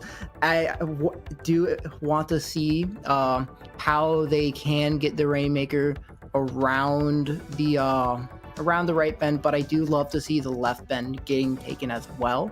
If we do see a play with some leftover potential on the field, that's always an option on the back burner to see on the stage, and you never expect it until the very last moment to see quite a feat performed. I think either of these teams could pull it off. 100%. And I know me and you just have it in the back of our mind, Chino. We're just waiting to see what Freaky Shikonoku has, because the thing about doing this and doing random is not only do we not know, Fake +2 does not even know either what to expect. So they just have to hope that their weapon comp that they practice works against anything. And so far they've been able to show that, as in that game 2 there pretty convincingly. However, Rainmaker is a whole different story. There could be so many different changes to playstyle and, like I mentioned, weapons that can really turn the tide of this if Fake +2 isn't careful. But as we move into game 3, let's see the lottery roll. Let's see what is brought out this time on the side. As we see, let's see if there's any weapon changes. We see a Hydra, Dapples, and H3. Love to see it. Look at that lineup. Look at it in its beauty. Oh my goodness. And from return, we do see the Stamper come out alongside a 52. Very strong options for punishing on the stage. Love to see how Fake 2 takes advantage of that. Now, what it looks like right now is Freaky Shikonoko does have midfield, and they are going to gun for the right side as fast as possible, as per this stage usually does entail. Yeah, almost making it up there off of that Hydra, just running past all of Fake +2, but it will be a wipeout for Fake +2, as they now have a commanding push. That Killer Whale managing to find one and will lead to a pop. Two members of Freaky Shikonoku will fall, and this could potentially lead to disaster as Fake +2 are continuing to move in, narrowing down the point total to 44 now, as it is just a bunch of specials there in that corner going back and forth. However, Freaky Shikonoku managing to at least pick up the Rainmaker now, and are now pushing towards mid and potentially getting the first checkpoint pop for them. Yeah, and I do see they do have a lot of paint to cover, as a couple of the weapons aren't the greatest. We don't see a standard shot with a lot of the paint output, but they do have some. So they are both fighting and painting a lot at the same time for this. But they do take 2 down, and this could be a game-changing play right here. Yeah, and that will lead to them getting their first checkpoint pop. However, losing 2 members in the process, they are down numbers by 1. So that's what Tana tries to get away. Unfortunately, gets caught by the Rainmaker explosion, but the Hydra will maintain control and pressure. And I think that duel again will be one to watch between the Pencil and the Hydra, just trying to get the backline. That member of Freaky Shikonoko just trying to, probably wasn't intentionally trying to pick up the Rainmaker, but unfortunately does, and will get quickly taken out there. Freaky Shikonoko down there, H3. This Dapple Dooley is trying to cause damage here. This Dapple Dooley is going behind the members of Fake Plus 2 just to try to cause chaos. However, not much of value to be had there, but we see the H3 has their special online, which I believe is a stamp, which will be huge in this next team fight. That type of sneaky play right there, love to see it. But now that the both top checkpoint here is no longer really a game of points here, but it's going to be who can get the stronger push, what it's going to look like. And right now that hammer is a push they need. Are they going to take? So almost, but that hammer from the H3 is the key to that. And what a perfect time to use it as well. Now Freaky Shikonoko in the lead with 2 minutes left. Fake Plus 2 now definitely feeling the pressure on them to perform in this next push, and we will see if a push develops. Hirashi with the Rainmaker just being a basically mortar over there, just seeing if they can find any value. 2 members of Fake Plus 2 fall behind them, so it is only 2 members of Fake Plus 2 on this push, but the jumps are quickly coming in, and now it is just a slugfest back and forth, just trading explosions and specials. Both of these teams still pushing, just trying to get this, but off of that Booyah Bomb, actually 3 members of Freaky Shikonoko will fall, and this push can potentially prove to be deadly if Freaky Shikonoko can't shut it down, but they do shut it down very quickly there with 11 points now. It is a back and forth brawl for this bubble pop. I will say right there, that hammer throw, that was intense to see right there. Almost the perfect response to that kind of push to shut it down. Both teams very, very close, but it is going to be a lot harder to beat 3 points from Fake Plus 2's record here. Fake Plus 2 to beat Shikonoko's record of 3. So we are going to have to see a really large point. So it seems like likely as the clock is around the 30-second mark, we're going to see team more of defensive play. A lot more defensive play.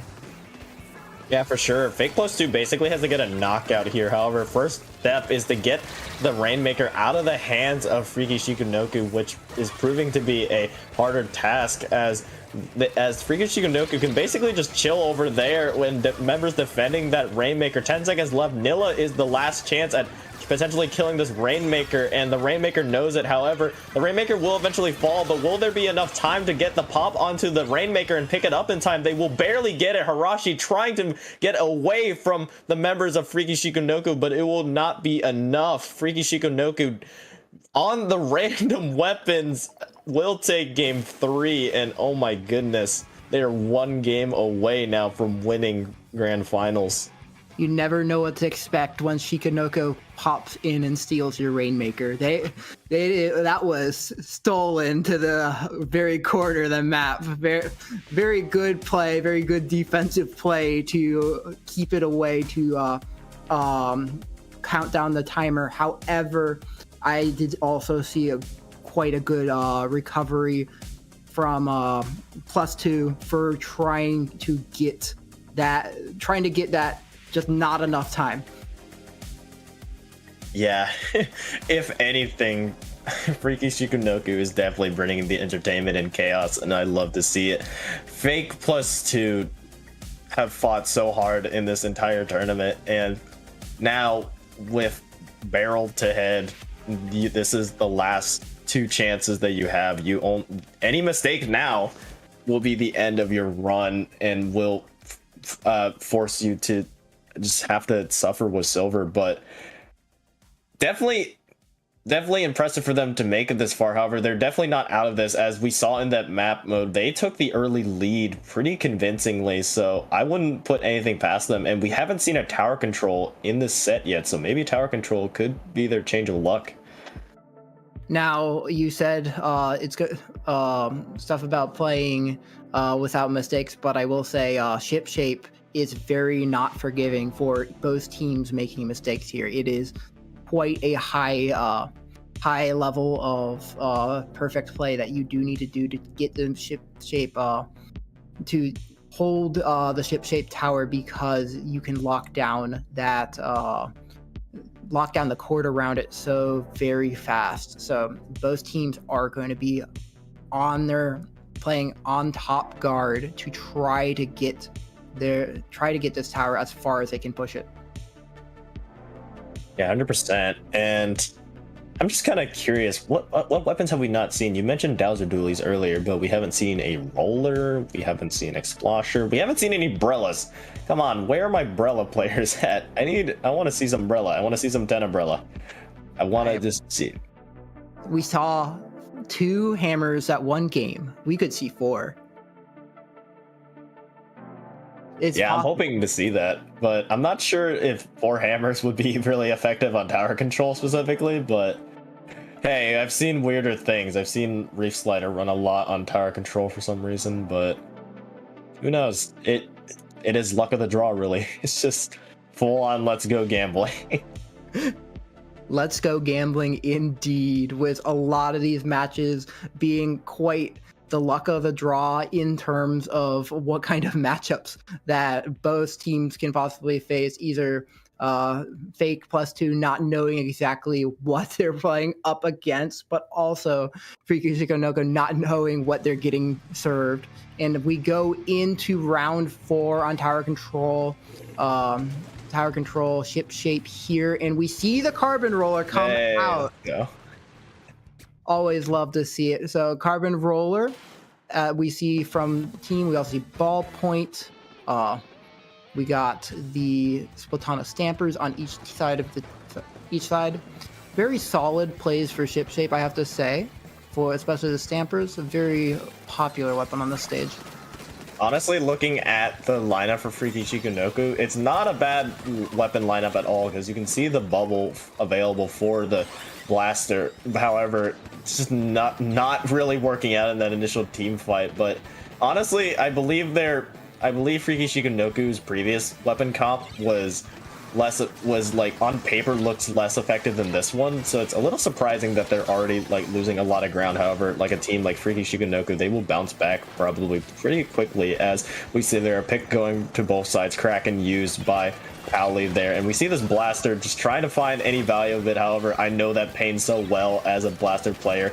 Once you shoot your shot, if a bomb lands perfectly on you, there is no escape, and it will take that life. And Arashi, being the last member alive for Fake +2, manages to find a pick before they fall. That first initial push from Fake +2, really well done. That was quite an interesting battle with a pencil and a carbon roller duking it out there. You never know how that's gonna go down. But as you see here, Fake +2 taking back control of mid and the tower. Looks like they might restart that push that they were trying to attempt earlier. What probably their largest concern on the field is if the carbon breaks through their type of offense that they're going to be setting up. Yeah, but we see Pouley on the CRB just killing everybody on the side of Freaky Shikonoko. I believe was on a 3 kill streak there, however quickly shut down, and it's just left with the Splatana for Fake +2, and that will cause them to lose momentum there as members are falling left, right, and center for Fake +2 and Freaky Shikonoko. 2 members on each side falling. The tower will move back to mid as Freaky Shikonoko will manage to find their footing and will move into this with a little over half of the game left.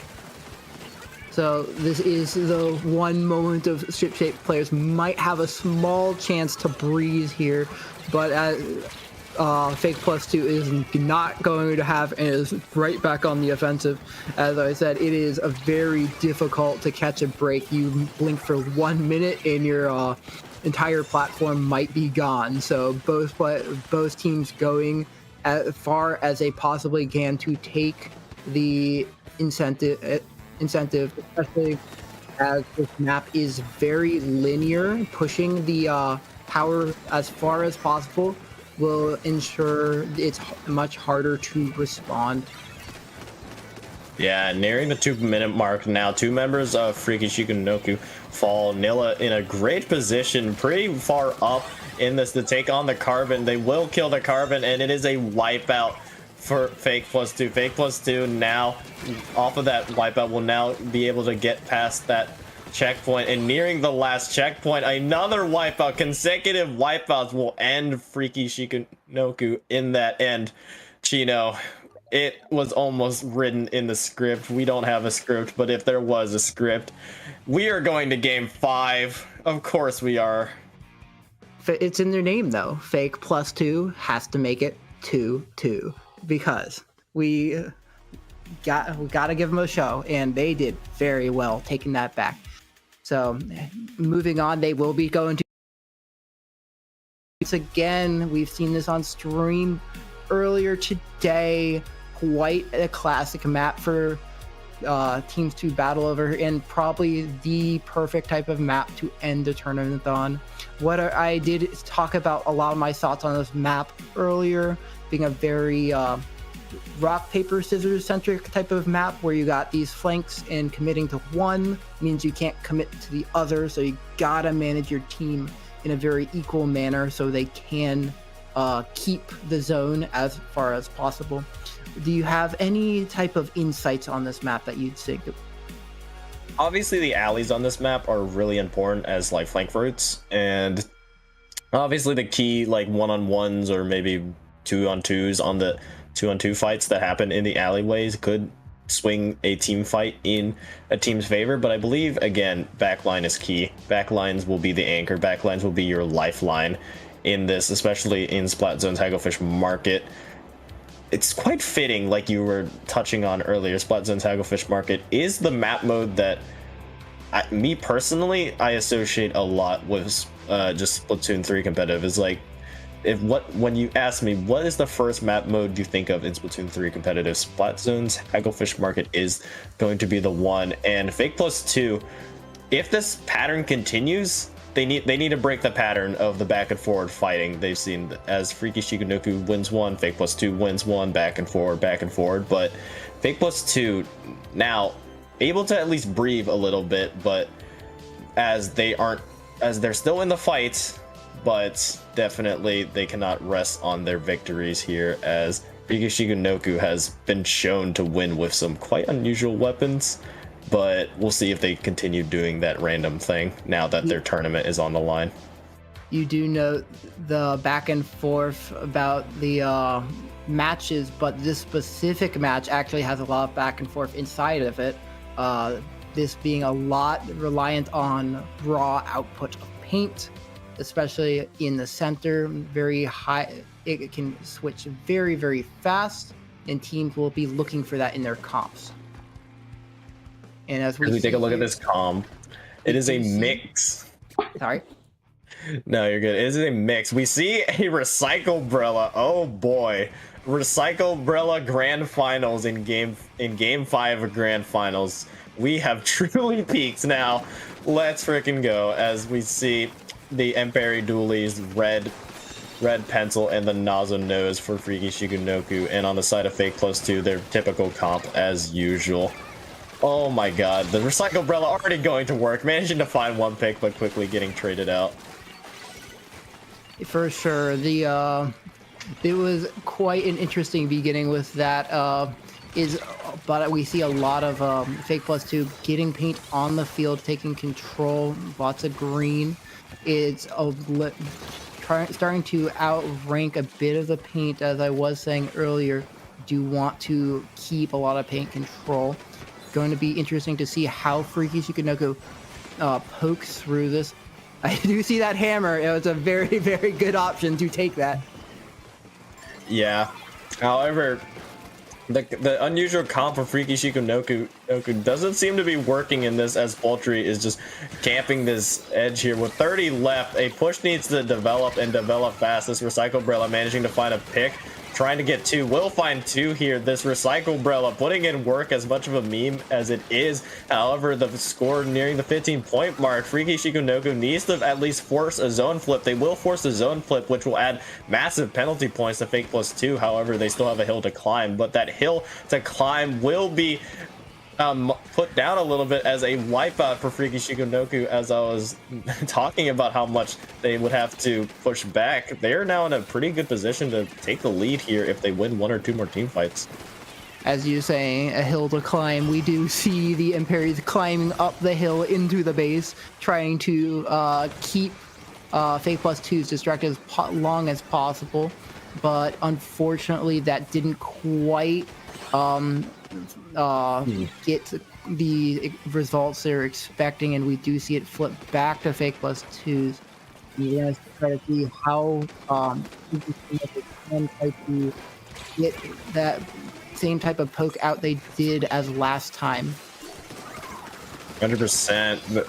Nearing the 30-point mark for their penalties. However, Freaky Shikonoko able to quickly respond with a 3K.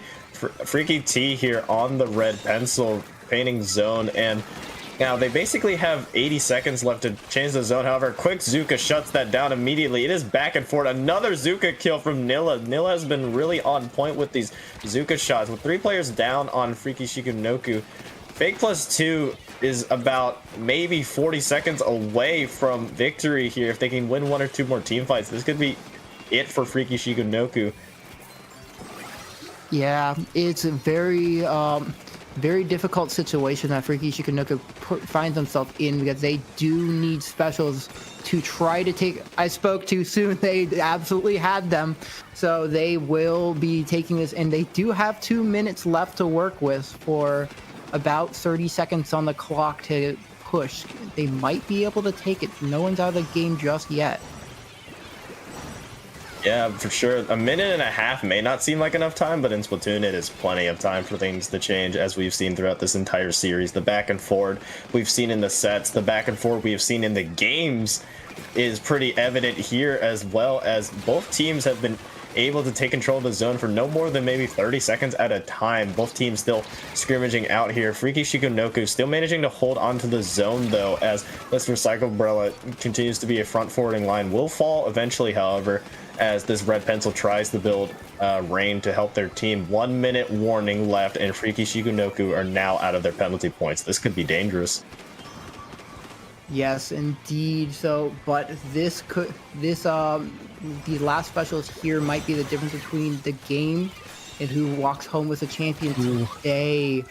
That wipeout will be huge, coming from Fake +2s. They got free control over the field now, 30 seconds on the clock, and Freaky Shikonoko looking for any possible way to try to flip it back, which they do.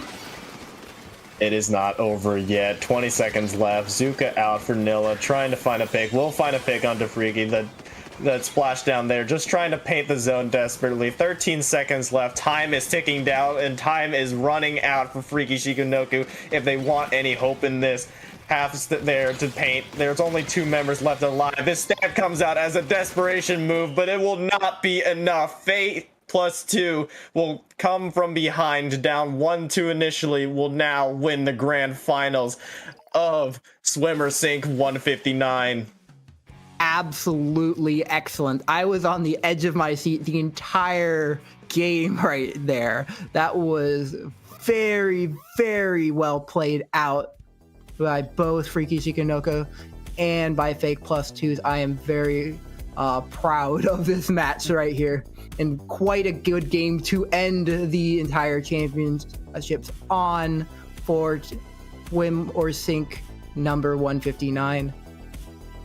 100%. Fake +2 still weren't wavering after that Rainmaker loss. They took back 2 quick games there, and through their practice and throughout their understanding of their weapons. They stuck with their comp. It doesn't matter whatever Freaky Shikonoku threw at them, they had a response for it in Tower Control and Hagglefish Market. That Tower Control map was pretty dominant for Fake Plus 2, but that that game 5 right there was basically just a summary of Splatoon competitive in general, just back and forth, momentum after momentum after momentum fight. But yeah, GG's Fake Plus 2, Freaky Shikonoku.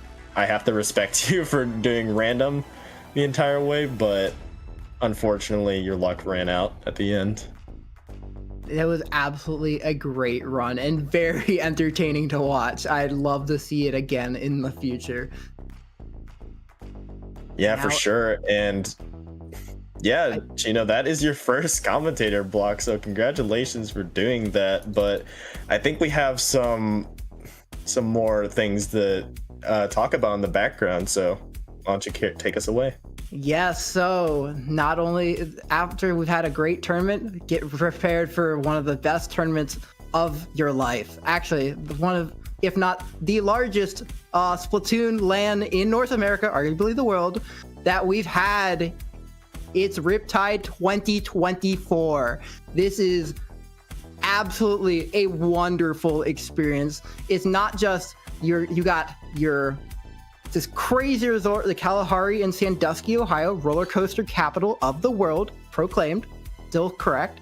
And then you got in this resort, you got the water park, absolutely great, free with if you stay at the place, and you also get you also have this tournament. And let me tell you, the people who set up this tournament and put together, it is absolutely run like a well-oiled machine. They've been doing it for a while now, and it just absolutely peak. Great moments, absolutely great times meeting people, great players, great place to be. Absolutely recommend it. Check it out. Check out Culver's. Check out the Pancake House. There's lots of things to do in Riptide. Absolutely recommend it. Yeah, go check it out. I wish I could go there. Honestly, I'm still considering just transferring colleges just for the sake of being in the correct state to go there. But if I'm going to be that committed to do that, if I'm even considering doing that, all of you watching this still here with us should definitely go join that. But yeah, couldn't have said it better myself, Chino. But besides that, we are nearing the end of the stream. But last thing before we go, where can everybody at home find you, Chino? Find me on Twitter. I have the Twitter handle Chinoki346. I also have my Splatoon team's Twitter handle, Team Ink95 or Ink95. Funny team, great content. Also, we play. I love it. Where can we find you? Yeah, you can find me at rocket_splat on Twitter and Twitch. I hope to get Twitch running soon, college allowing, because oh my god. But yeah, you can also find me in most big discords, big Splatoon discords, wherever, sometimes in calls, sometimes just chilling out. And hey, if you see me, definitely pop in and say hi. My DMs are always open for any low level coaching. I still do that. I have since now stopped playing competitively because my Switch has had issues. But yeah, definitely shoot me a DM if you're interested in low-level coaching. And yeah, just glad to be here. Shout out to Justin, the streamer in the background. Love ya. Thank you for always doing well. Thank you to all of the Swimmer Sync staff that helped made the stream possible today. And yeah, always a pleasure to be here. Absolutely went very well for my first time on this as well. This has been a great experience, great thing to watch, great plays all around. Yeah, for sure. And with that, we will say goodnight to all of you, as me personally, it is getting late here, near midnight for me. But yeah, we hope you have a good day. Congratulations to Fake Plus 2, and we will see you in the next Swimmer Sync.